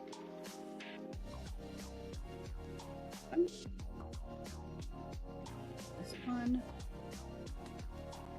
I'll make sure I don't take out too much. It is detailed work for sure. It's not as many broad strokes as Lego is, for sure. For sure and for certain. But, I mean, hey, if Mihaku can do what do you call them? Bookend dioramas, and Poppy can do micro potions, then Dylan can do Metal Earth, right? Maybe? Kinda? Okay. So I'm gonna set this, move it a little to the side for now, just so that I don't have, okay, so this looks like the picture. Okay, then they're wanting me to fold all the ends down and crimp. That's not a big deal, I can do that. E. What is E? I've got a letter on here that doesn't make any sense. Oh. PM, blah, blah, blah, blah, blah. Okay. Not entirely sure what that's all about. Oh, E, engraved side. Aha. Here we go. I thought that applied to the sheets, I didn't realize it was applying to the other instructions as well. So bending this down, and then just, like it's pre-creased where the fold should be.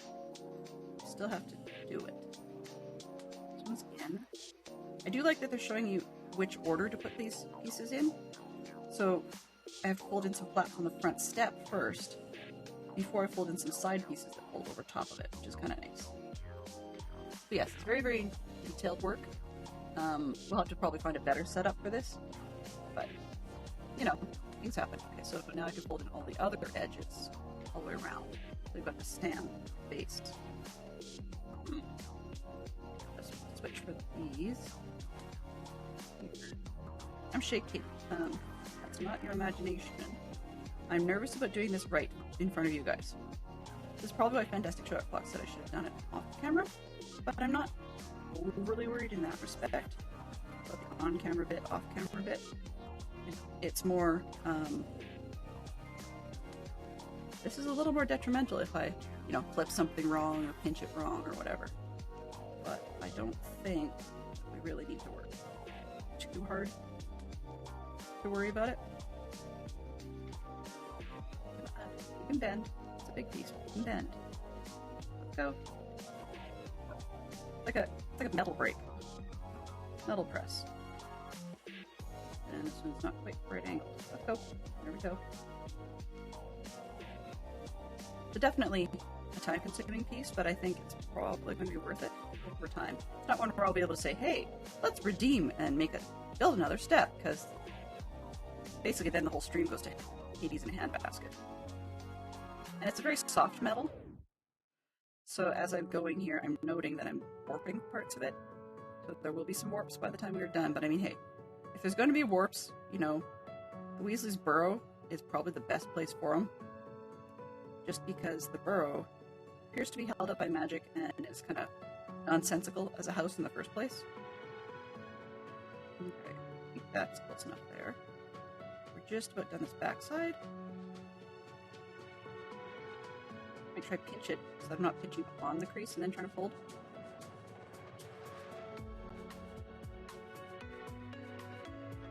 Hey, Pristine Asterisk, BR Rock asterisk, hi there, Imam Monster Frog, lol, how are you doing?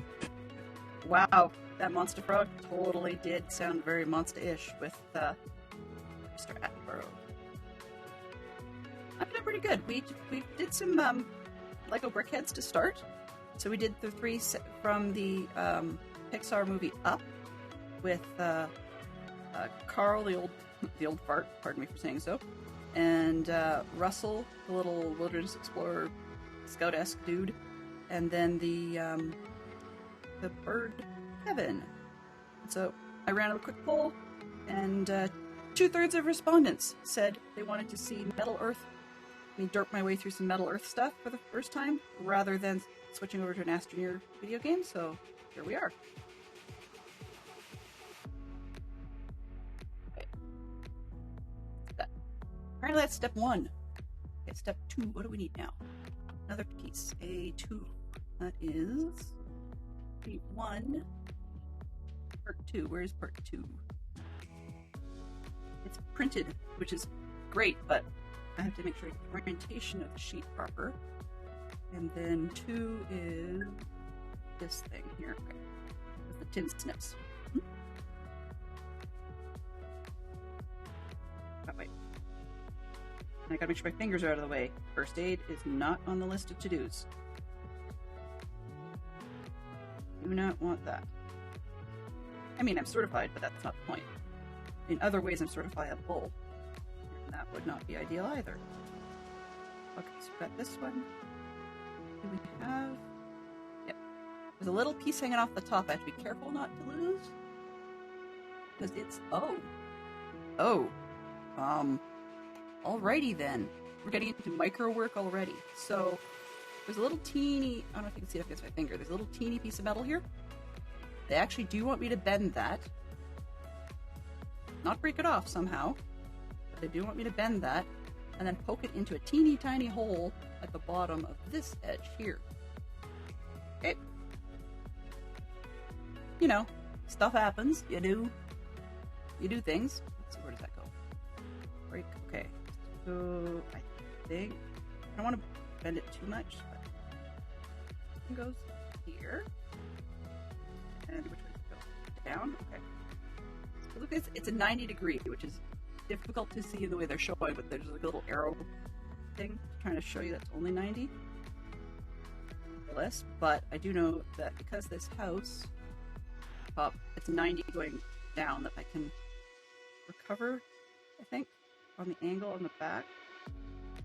This way, bend it down. And this little piece has to go in the hole. Like 90 because I don't want to break things. But that means I have to put the little support in the hole. I'll show you how small this is. Okay? We're talking teeny tiny. Right? I've got to get that little pin. The end of oops, it's not. Got the end of that pin. You can sort of see there. into a tiny hole on the thing. Obviously, I have to do some better lighting for this, but we're gonna make it work for today. Yep, I got it. I can feel it on the other side. Alright, so that's in. And then what do we do with this? Then we bend the whole thing, not 90. We're only like 45-ish. Okay, I can deal with that. Yep.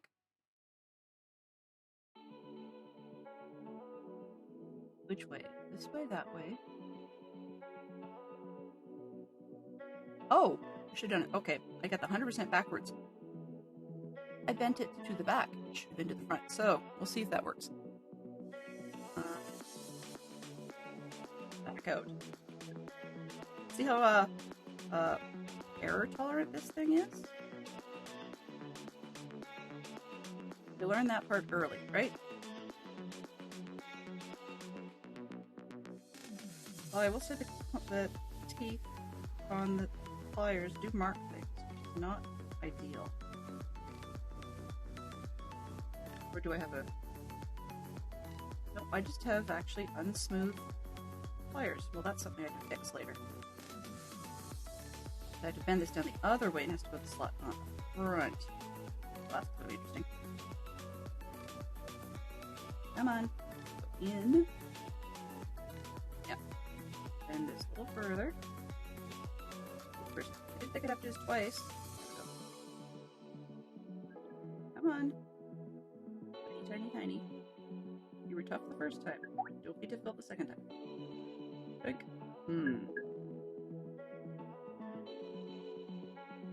Ads. Maybe during the ad I'll get the thing in the hole. That just sounds wrong, but it's just fighting me a little bit. Come on. Tiny, tiny. There we go. I see it. Poke in, but it's not perfect. And you. In. It's like, it's sort of one of those, it's right there elements. So it's definitely one that's going to need some conversation while I'm doing these. Overshoot this one? Yeah, I did. Okay. Straighten this out. Oh. Okay. We're through. I can feel it on the back. We're through. Alright. That was interesting. So then this part goes about 45 back. Oh.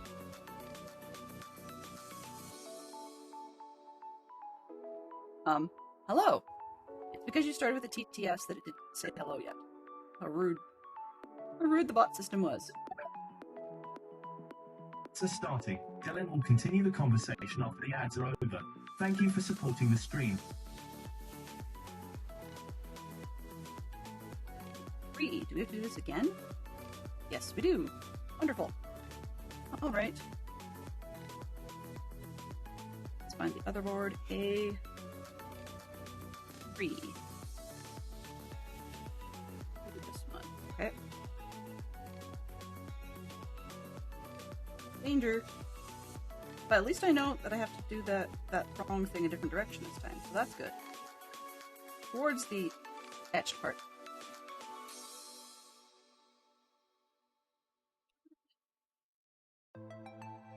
A bit this way. Oof. How many little prongs do you have on here? Keepers creepers, man. Okay. Yes, TTS tricked the system. Of course it did. Of course it did. You know, that would make life confusing if it happened. Alright, so we've got one little bit standing funny, and then I have to rinse and repeat more or less, but I'm going to... Yeah. See if we can do this one correct the first time. It comes out towards the front. 90 degrees-ish. And then it's bending down. Well, sort of. This way. Okay. And then that bit has to go in the hole.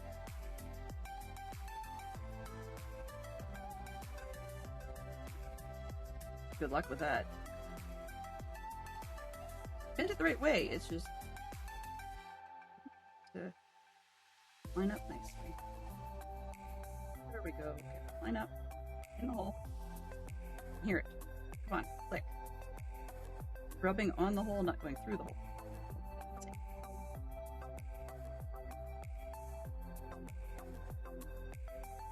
The nice part is, I mean, unlike some of the other kits, it isn't just a press fit. I mean, sort of. Sort of it is, within reason. But it doesn't require glue, which is nice. Okay, so we've got that, this one, bent backwards. Right, we've got two. I need to do one more like this. Pieces down there. 1, 2, and I know we've got glints. Just the way the camera goes. Okay, and then we've got 3. There's a 4. 1, 2, 3, 4. This one up here. Okay.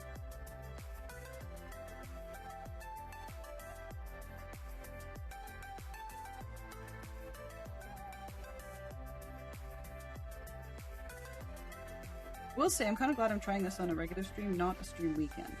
Because if it was a stream weekend and I was working on this sort of thing, it would freak me out as to whether or not people were going to go off for lunch or dinner. However, that accidentally segued not to our sponsor, thank God, because there's no sponsor. But so that does bring up the fact that there shall be, because I said so, a stream weekend in November. Now, what you guys need to know about that is A, it's coming up soon, and B, it's a little different for me. I don't normally do this, but this time, unless I get a rescue from a lovely Aussie, I will be closing the show. Yes, that's about as exciting to me as it sounds at the moment. I'm just nervous about it because it's not a slot I normally use. It's doable, but it makes me really want to have a decent project for that one. So we'll see. Won't be this, I'll tell you that. Okay, so we got that's sort of there. I think you can squash it flatter. There we go. We've got 3 of these, and I have to bend this one back. Then we get onto something else. Alright, so then I have to start putting these together. Okay, so we've got part C that I just did. Part B was this one. And then part A was this one. And it wants me to take them and put them all together. Not in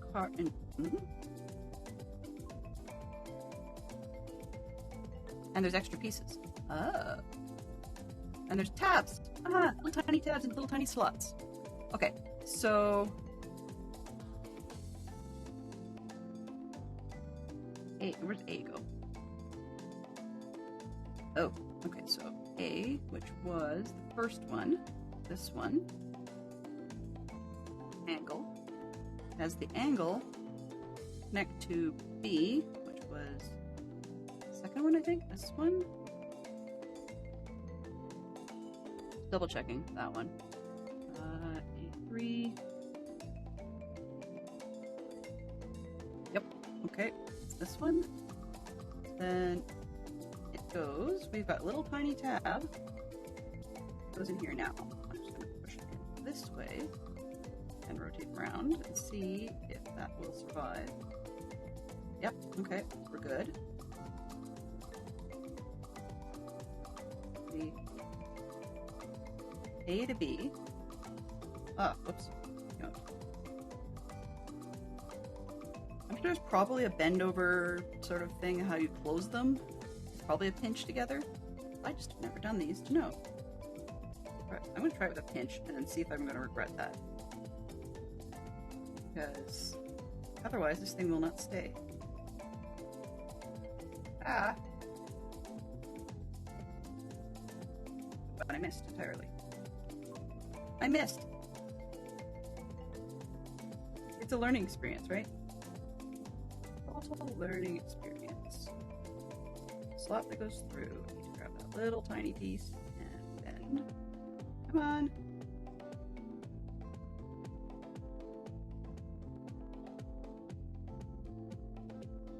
I think either I did it completely wrong or I did it right, but it's holding. Okay, so A goes to B.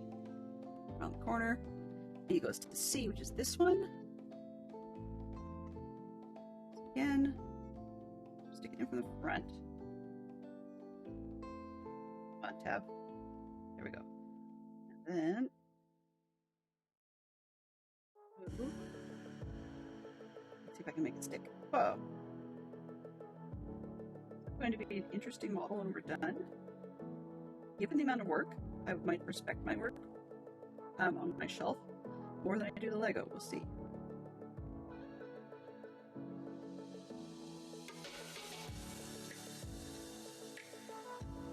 And if one... Ow! Oops. Pinch me. I'm supposed to pinch me. That far? A, B, C. What do we need? A5? Let's A5. A5 is A spot 5. Another piece, okay. We've got another section here. I mean, it goes fairly fast when you figure out what you're doing. I just haven't quite got to the figuring out what I'm doing part yet.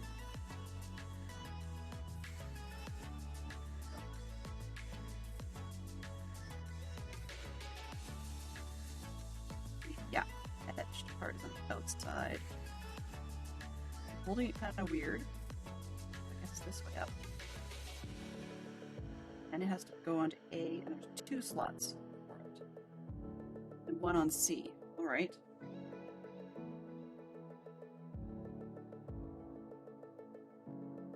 The A slots. Come on. 1, 2. 2, please. Thank you. Okay, I think I'm going to do the crimper thing again. Pull it around. Do. Tab. Come on. To get them both in. Go.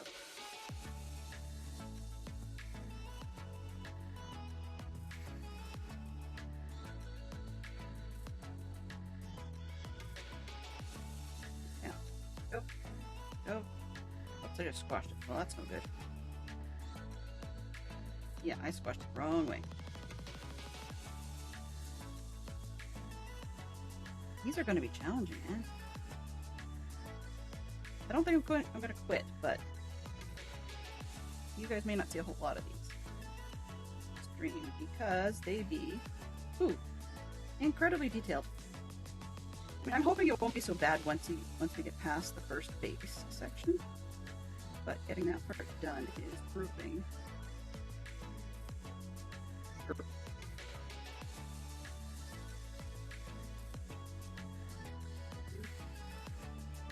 It's like, it's like paper dolls, you know? When you do paper dolls,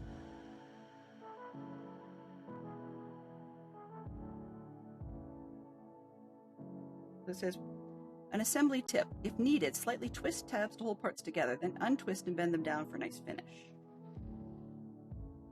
Well, I guess I can twist things then, maybe? That. And let's get this other one. Obviously this metal is very malleable then, if they say it can be twisted. That holds that on. You know, I don't need a nice finish on that. That's on the inside. Let's go with this one. I get the corner. Maybe? This way, come on. Build in. Build in. Doo-doo-doo-doo-doo. And then we'll just twist that one. It's probably smarter. Doing all this squashing business.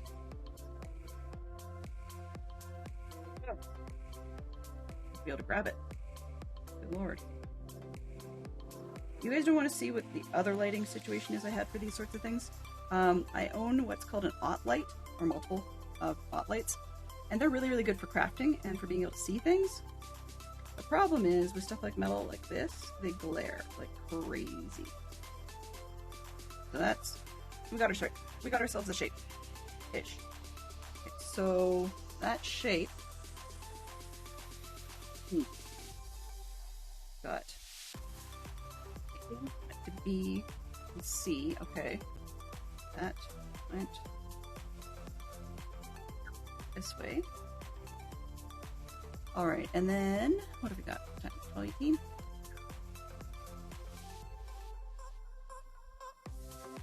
Then we've got another piece that goes on top of these little ledges.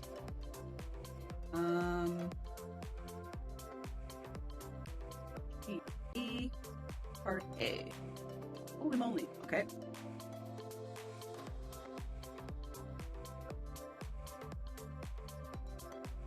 Ah. One. And three. You know, I can totally see why the thing recommends these little tools, because I can't see how I would get this done without.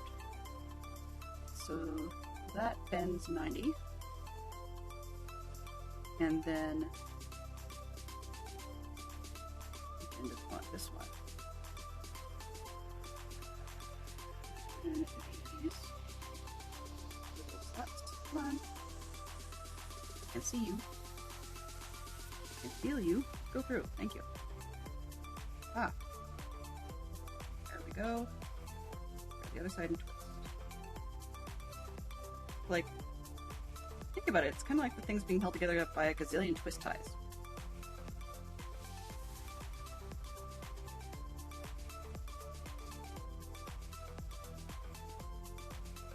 Micro twist ties, though. Twist ties nonetheless. Come on. Which also implies it's a little more durable than I'm giving it credit for. There we go. Just to line up on the little thing on the bottom. We're getting shape, sort of, kind of, maybe. Okay. That's corner. It's not bad. Not perfect, but it's not bad. Alright, so that one goes on that corner. And then below, we've got, of course, two more. E, what's that? Non-engraved, okay. B. Sheet A, part B. Where is that? Ah, this one.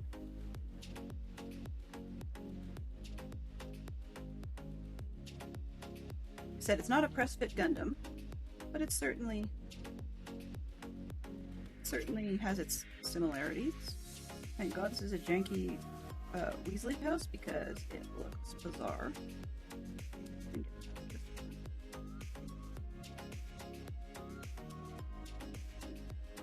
Now we've got another one of these corners.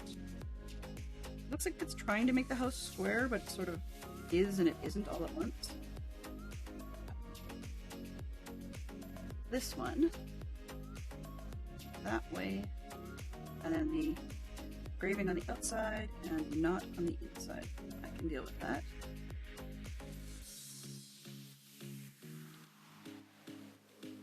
Trying to twist this, get it to sit in, and then I will deal with the closing of the little bits in a second. Come on. That's more than 90. You can't do that.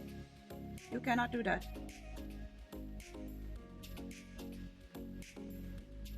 I'm really glad Mahako doesn't seem to talk to her setups this way, because it would really sound like she's lost her mind. And frankly put, I don't think Niha would ever really lose her mind. I frankly, like, it sounds dumb, but I really do think that the rest of us would probably be, you know, poster kids in the nut house before Mahako would ever really started losing her mind in any way, shape, or form. Is it going to go in here or not? There. This one is sort of fitting, maybe. Ow. Oh, that didn't stay. So I did not stay. There we go. Okay, let's twist that one first. It's gonna pop it.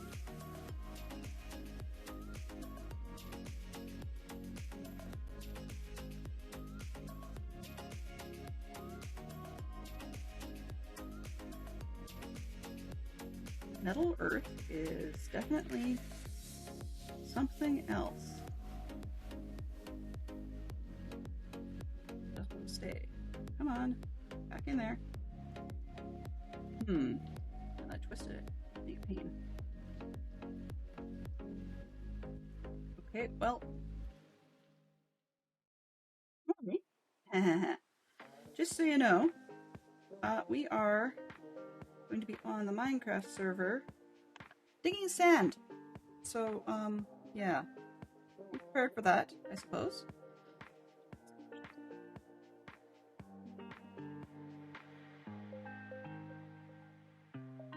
Go. I will probably come back through and rebend some of these in a future beyond. 1, 2. AC. Okay, we got one more.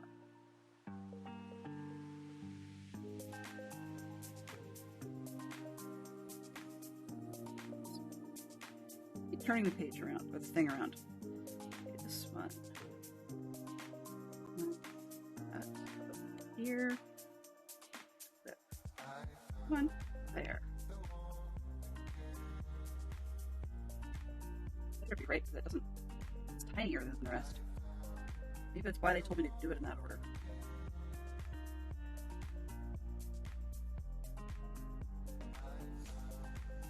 Teeny tiny corner they've marked.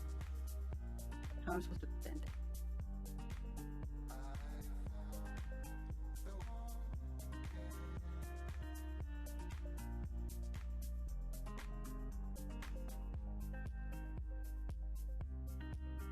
Yeah, what I thought. Okay. So they actually recommend bending little tabs 90 degrees before I put the thing on, which, you know, probably would have made sense. That would, you know, make a whole ton of sense, actually. Okay. I've got those bent more or less. Correct direction. See if we can get this corner on a little more effectively than the previous ones. Again, one side first, the one nearest me, and then the top. This other one. It's wiggly. You're in. Okay. So in other words, take the instruction suggestions. You know, that could be a good thing. This one is in. Wait, get back out again.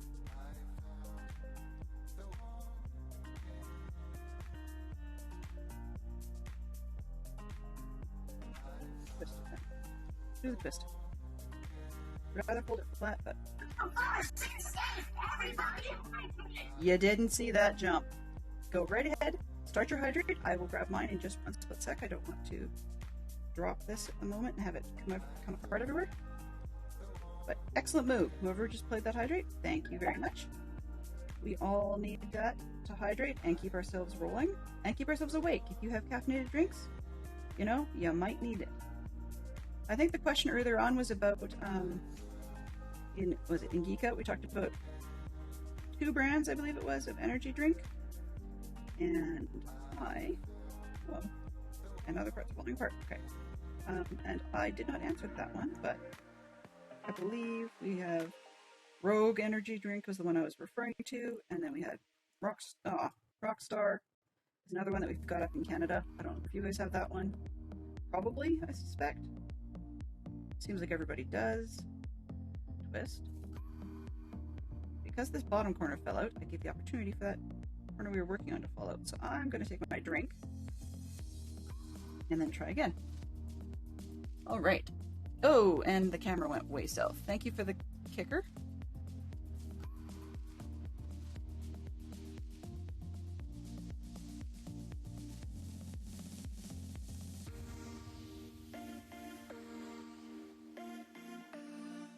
Okay, Jay, so which kit did you purchase? I'm curious now. I need to know.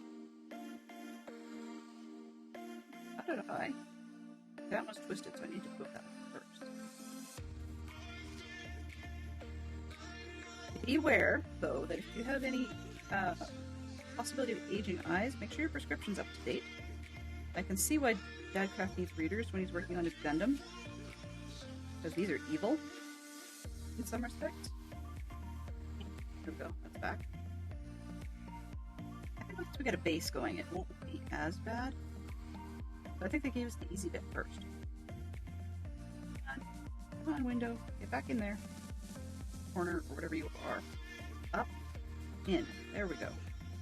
So I was trying to squash these flat when I dropped it. I dropped the tab by mistake. So let's move. I'm just trying to fold it flat so that I don't have to worry about it falling out again.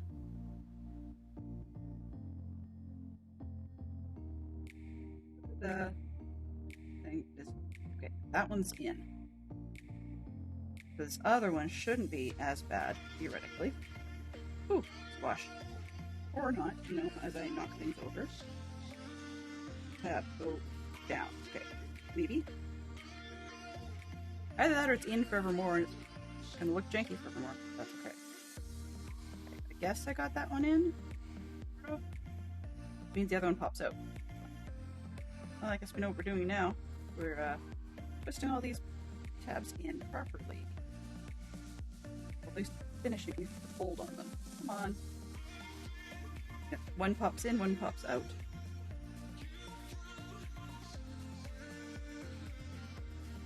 Step that down.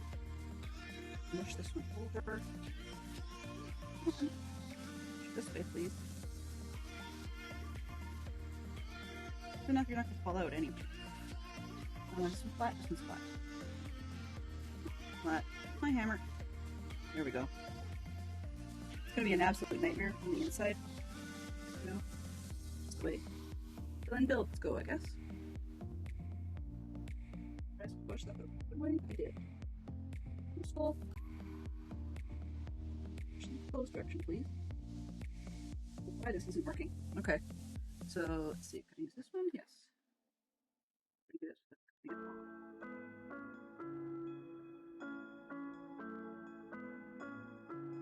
Pretty good.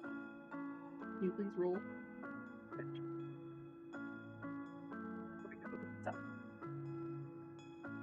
This one, throw it and push it over. Ow. You guys can't see what I'm up to right now, and I have to apologize. There we go. Got it.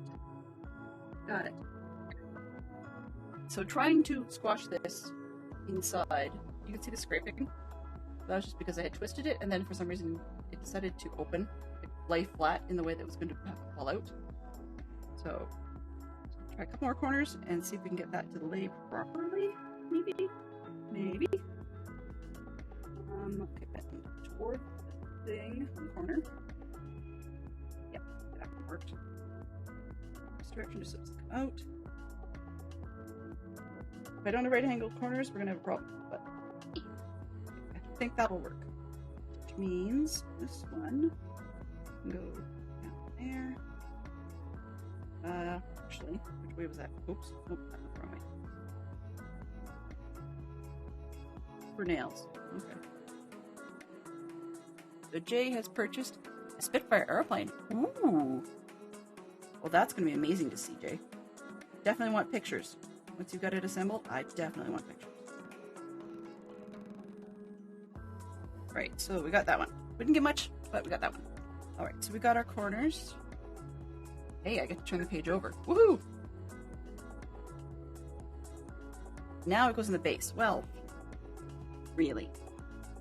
So this one goes on the base. On. Oh! Oh! There's like little slots on here. Okay. So I get to put this in here. I'm hearing all kinds of sounds. What the heck?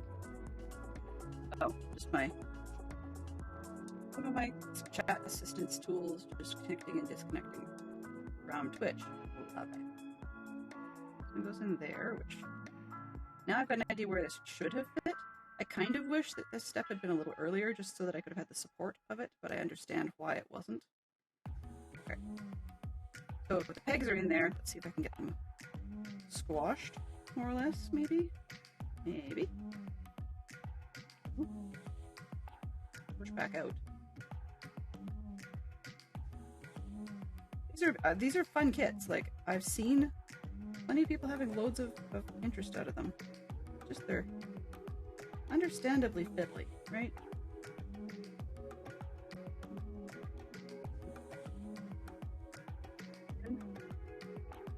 Add them all in, and I've got to do it again. Popped out.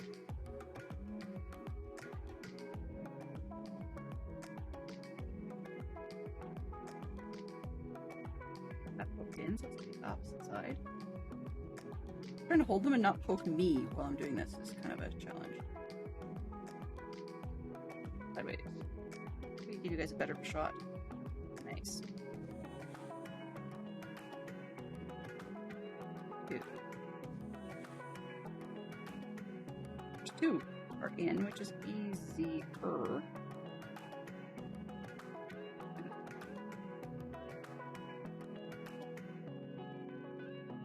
Okay.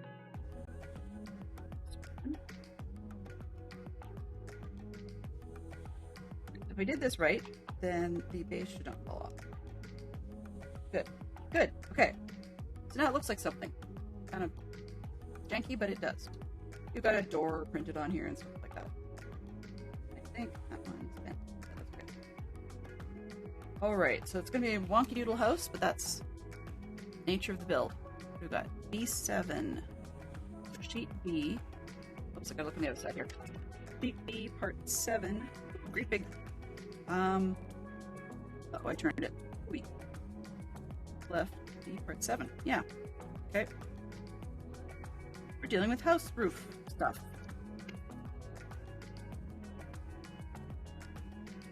That's this bottom right one here.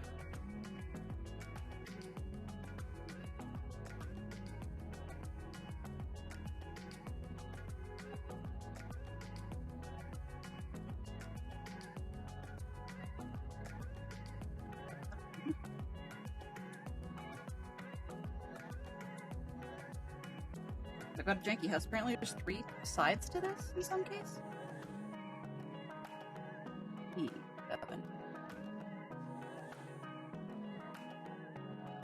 And E8. I need E8 as well. Which is...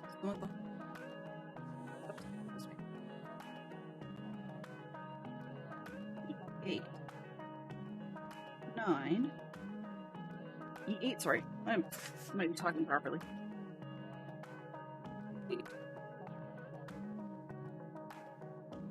So B8. So you guys are seeing a lot of janky stuff when I'm holding things weirdly. Weirdly, yes. B8 is the one up top. Okay.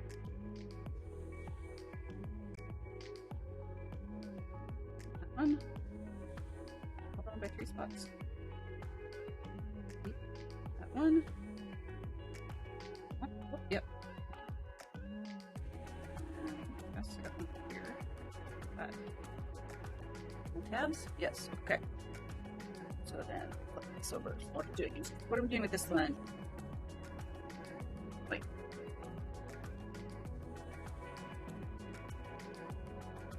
So 7 goes into 8. Make a half roof. Then we need to do the other half. Okay, that I could follow. Do like I did before. Actually, let's take their suggestions from earlier and some of these tabs in. This one's got to come up. That one. That roof comes up. Make a chimney piece.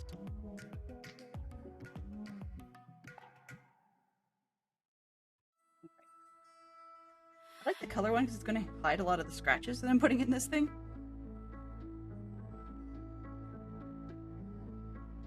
I probably shouldn't have folded that part.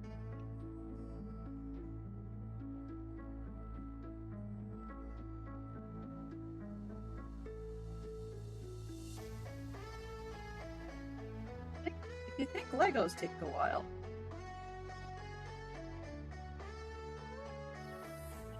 I could definitely use picks, yeah, for sure. Spitfire would look awesome. That is a very quintessential UK aircraft. Actually, which reminds me, loosely. Oh, whoops. There's also a tab up there. Okay. How's that gonna work? Maybe? Right? Creativity. Yeah. But no, we, my husband and I watched Time Team. We're a fan of the Time Team digs in the UK usually. So this one from last night was actually a foreign dig. They were in France. It wasn't the usual Time Team. It was one of their auxiliary sort of presenters, and he was talking about some battlefield tech stuff that happened after D-Day. This is gonna be interesting. Yeah, but happened after D-Day, where once the Allies had gotten to Normandy, France, they got themselves kind of mired in the situation, and they had to try to find a way to break out. So there was an operation, mostly by the Americans, where they had to try and basically punch a hole through the German lines, and then as the Germans on the west coast were retreating, take them out. Parts of it, I got the impression, did not go the way it was planned, because understandably, given what they've been through so far, the Americans were kind of understaffed. And scared. Sounds weird, but you're coming up against some of the biggest name groups in the German army coming at you in columns, and you're sort of stuck there. I mean, the idea they were laid out well to try and fend off the Germans as they were coming through, because the Germans weren't trying to take over the place at that point. They were, got it inside out.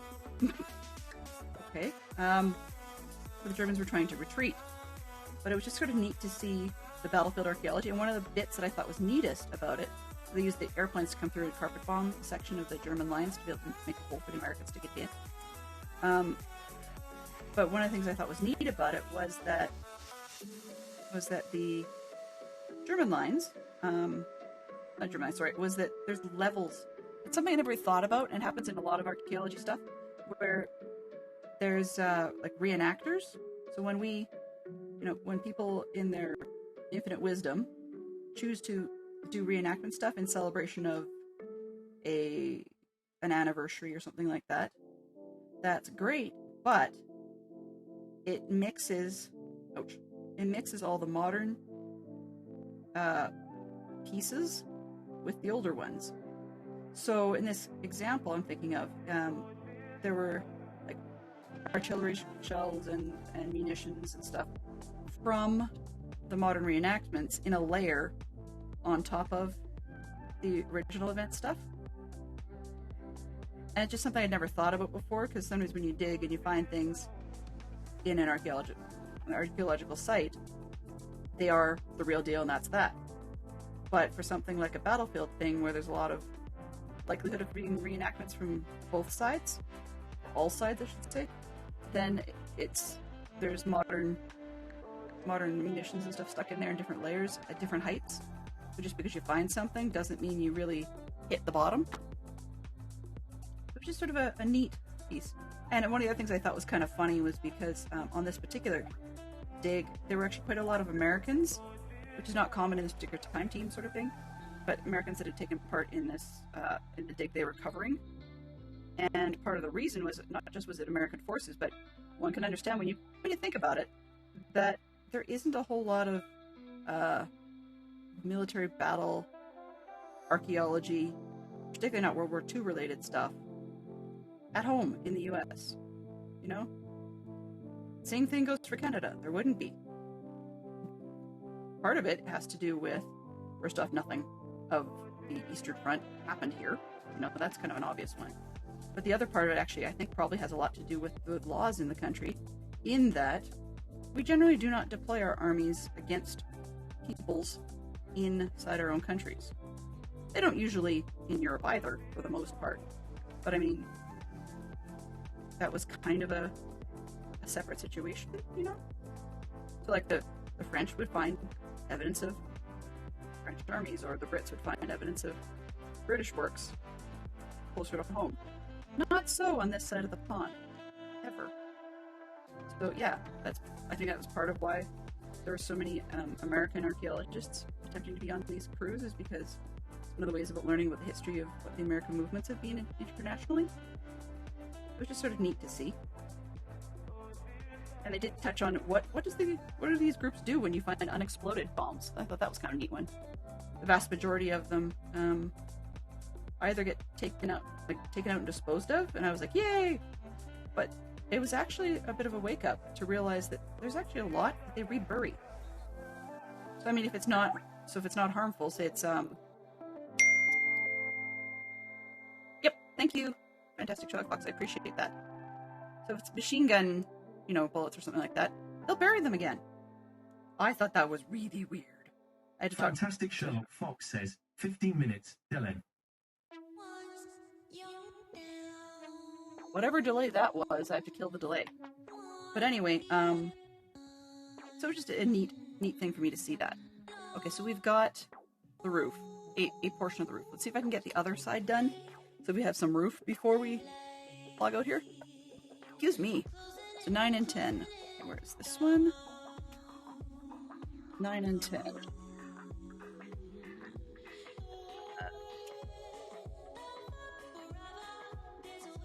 B9 and B10. B9 should be this bland one. 1, 2, 3. B9. Oh, B9 is actually the arch one, but B10 is this one, so I think we're okay. This one, the door thing in it, is 9.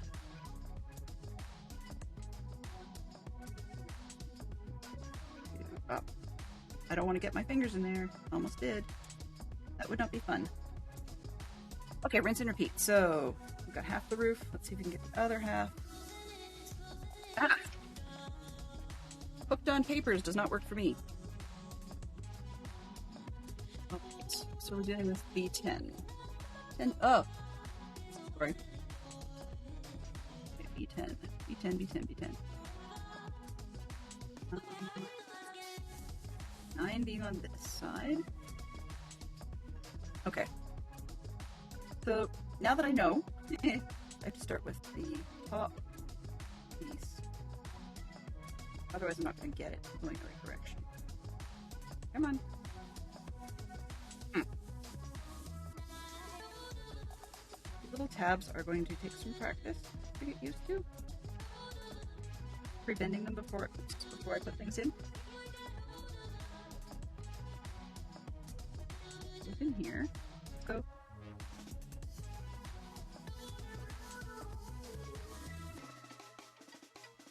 The other things I thought was kind of neat about this whole archaeology thing I was watching last night was that that it never dawned on me that some of that stuff would still be there in terms of evidence of where, say, vehicles and stuff had been, because 50 years on or whatever, we're going to have people that have like farmers that have reasonably, I would say, decided that they're going to get this stuff hauled off their land so they can actually try and farm underneath where this crazy vehicle had exploded or whatever. And that makes logical sense to me, but being able to dig up parts of the farm field and still find evidence of where this thing was is pretty cool. It's not something that I think about.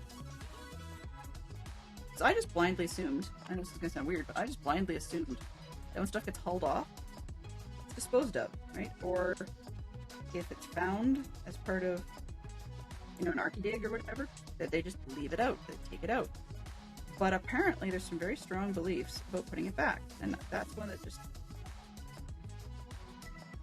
I don't know, for an environmental point of view, that's rough. Come on.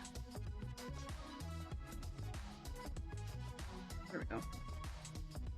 Environmental point of view, that's rough on the land. So my brain was going to take it out, get rid of it. But from a human point of view, it's part of the story. It's the, people don't exist anymore from these events. They're not living anymore. So in that case, then, should we put stuff back so that we're not messing with it?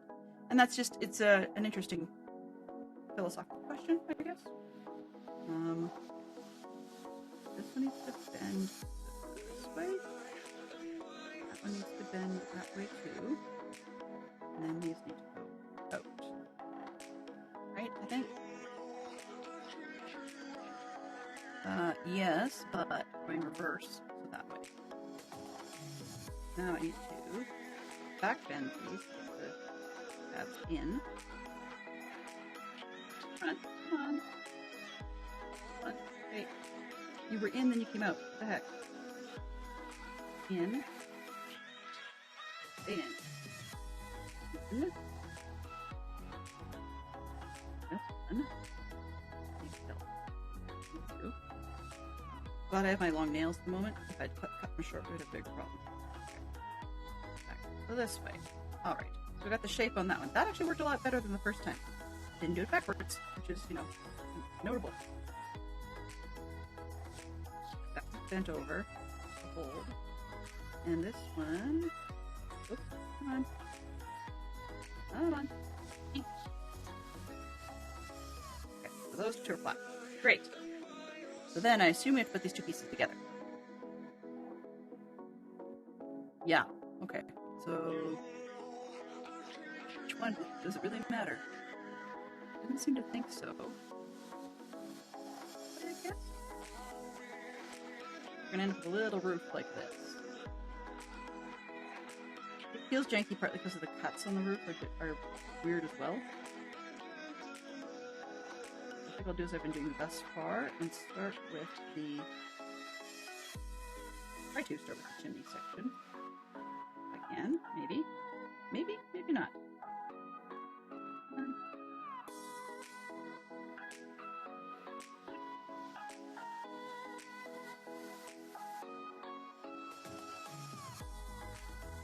Let's go.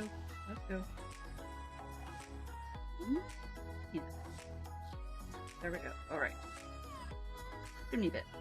Good. Staying, but it's good. We'll still hold for now.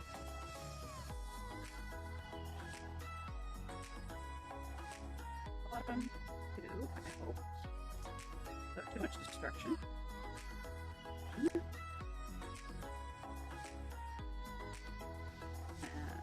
Two, come on. The things are bendable.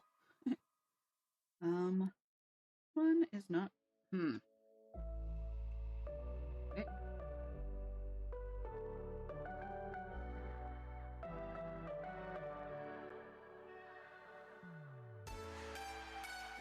Funny, I understand what they're saying in the instructions to some extent, but sometimes it feels like they're also saying, good luck with that. You're gonna do this bit, but then good luck with that. You know, getting to state. Top part just keeps on bending back. This side hook in, bend it up right. Maybe. Maybe? Come on. Almost there.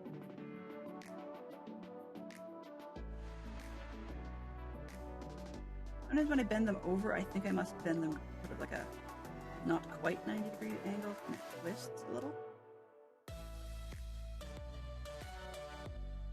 Come on.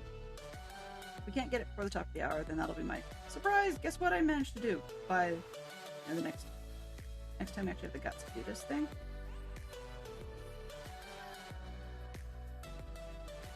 That one get in, yes. Finally.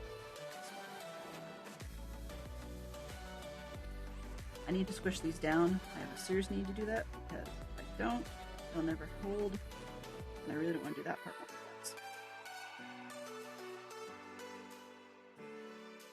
That was my nails. Well, that looks better, I guess.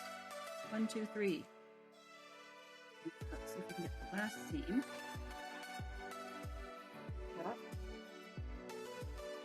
Wrong way. Okay, well, that'll be an interesting one to try and figure out because we are 5 minutes from the top of the hour. Let's see if we can.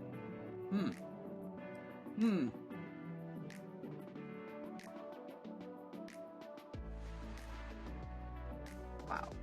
So I have been told that I have at least one, I'm assuming one, Lego kit coming for my birthday, which means that we shall be doing Lego next Lego Monday. Actually, let me correct that. Lego Tuesday. Because birthday and all that.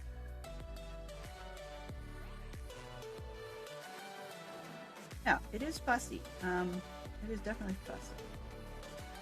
But yeah, we are having Lego by the next weekly stream. So Tuesday will be a Lego build, I believe, most likely. Once again, you know, should people actually want to see more of this, we can build more of this one. But I don't know if I'll be working on it a ton in between or not.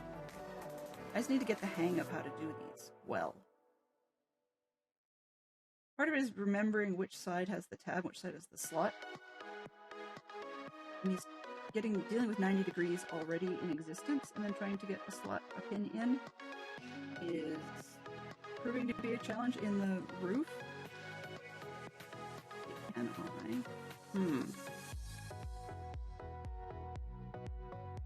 We've done the chimney before is not necessarily working now. Just because, you know, I start flat and I twist inwards, but you can't do that when you've already got shape. Ow.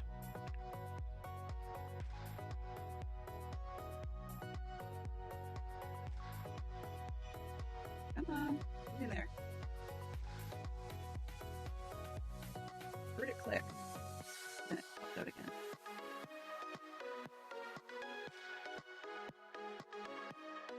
So the slot I'm putting into also needs to bend.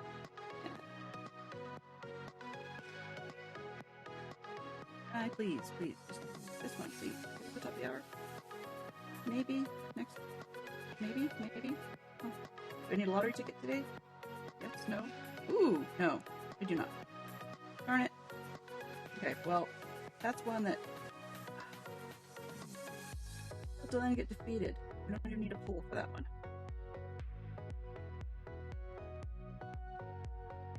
These are fun, as in an interesting challenge. I don't regret starting this, but it's a little fiddly at times. Fox was saying that he felt this was going to be more fiddly than it is, and it probably will be. It's just some of these angles and the softness of the metal means that I can't even just like scrape one across the other to make it work. On you. You're lined up. Please go in. Well, I think we're going to call this defeat for the end of the hour. Let's see. I don't keep looking at the clock going, I got 5 more minutes. It's my perception of time that's causing problems here. And that's a slot that gets smaller as I bend it.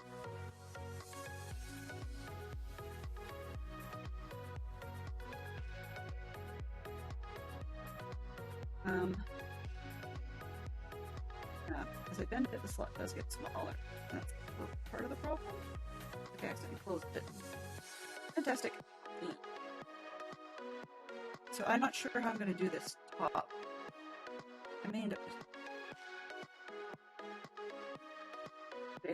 just, and then I don't have a solution for that.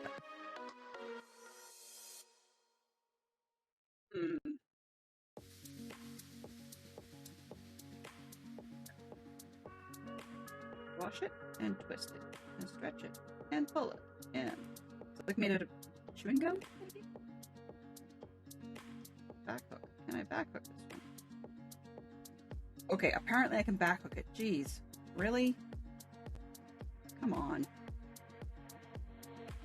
That. Yep. Yeah, there we go. Alright. Guess what? Got the top one in. Sort of. Stay. Now, monkey. Stay in. Now, in. Squash it so it doesn't come apart.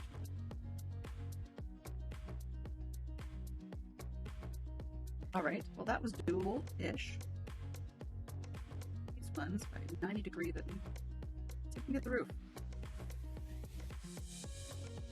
Doesn't make the greatest content only in terms of not having a dynamic zoom on the camera to zoom in real close on things, but I mean, I'm not sure how well that would work anyways. Bend it down again. Keep doing that.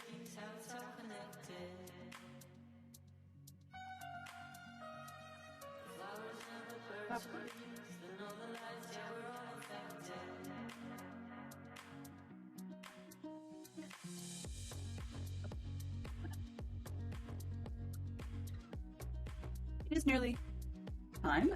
If the mods have a favorite spot to go, feel free to pick one. I would say not any sort of Metal Earth-ish element. I don't think there is one that I'm aware of, but yeah, I would not go that way. Probably back to Minecraft is my guess. That's what I normally stream, so it works.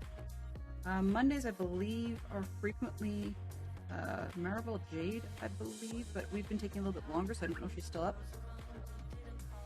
Here we go. The Jade or Melis Mines.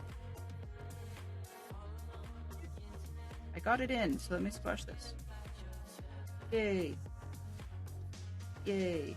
Okay. There. We have a roof. Sort of. It's off-kilter janky. Better? Better.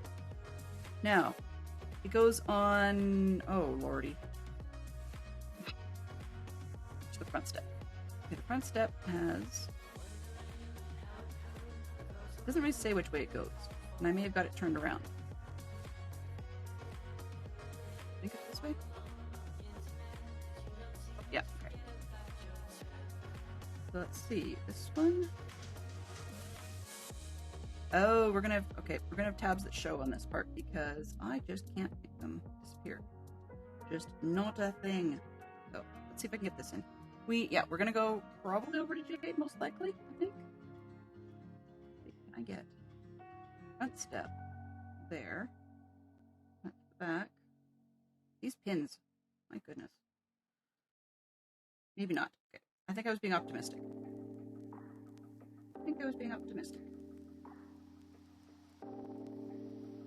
Two.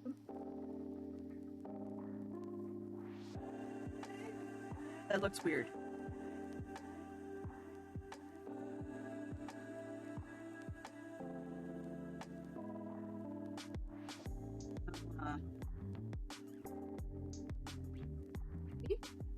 Yep, all the pins fit. All right. 2, 3, and then I'll get that raid started because I can reach it. At that point, I cannot reach the button at the moment. There we go. 1, 2, 3, 4. Okay, so we have a roof on the thing of sorts. All right. Yeah. So we had fun with the Brickheadz. I really enjoyed that. Down, it's working. Really enjoyed the Brickheadz. I'm glad. I mean, I quite like the Up series in general. Not series, but Up series of sets from Lego. Quite a lot, so that worked out well. As I said, I wish there was a Doug, but you know, can't have everything. And I'll keep looking to see if there is a mock version. But that was good. Tomorrow we'll be back. We'll be going for sand because we need glass. Whether we do a pocket watch or whether we do an hourglass, we still need to have sand for the glass. So that's got to be a thing and happen. What else? Yeah, I think that's probably the big thing for tomorrow. You'll get to see where Jeremy got to in terms of like how it turned out. And until then, let's read over to Jade because I'll keep fiddling with this for all afternoon and you'll never get anywhere. Where is my magic button? There we go. I don't know about managing some mischief today, but we certainly got some unusual stuff done. One last look, if I can find the things, is this guy. And this one. This one. This head that turns. Unusual as that is. Alright, so let's start this raid over to Jade. We'll say our thank yous. Mischief managed. Mischief managed indeed. Alright, so thank you very much to Fantastic Sherlock Fox and to Christine Frog and Jade for all spending clues. That was very, very helpful. I want to say thank you to Fantastic Sherlock Fox and Mama Bear for being our moderators in spite of some internet headaches for some of them, and busy meetings and so on for the others. Also want to say thank you ever so much to the conversation from Lass, Beauty, Poodle Pirate, Christine Frog, and we are off to see Maribel Jade. So please do have a great time over on that other side. We shall see you really, really soon, and bye-bye for now.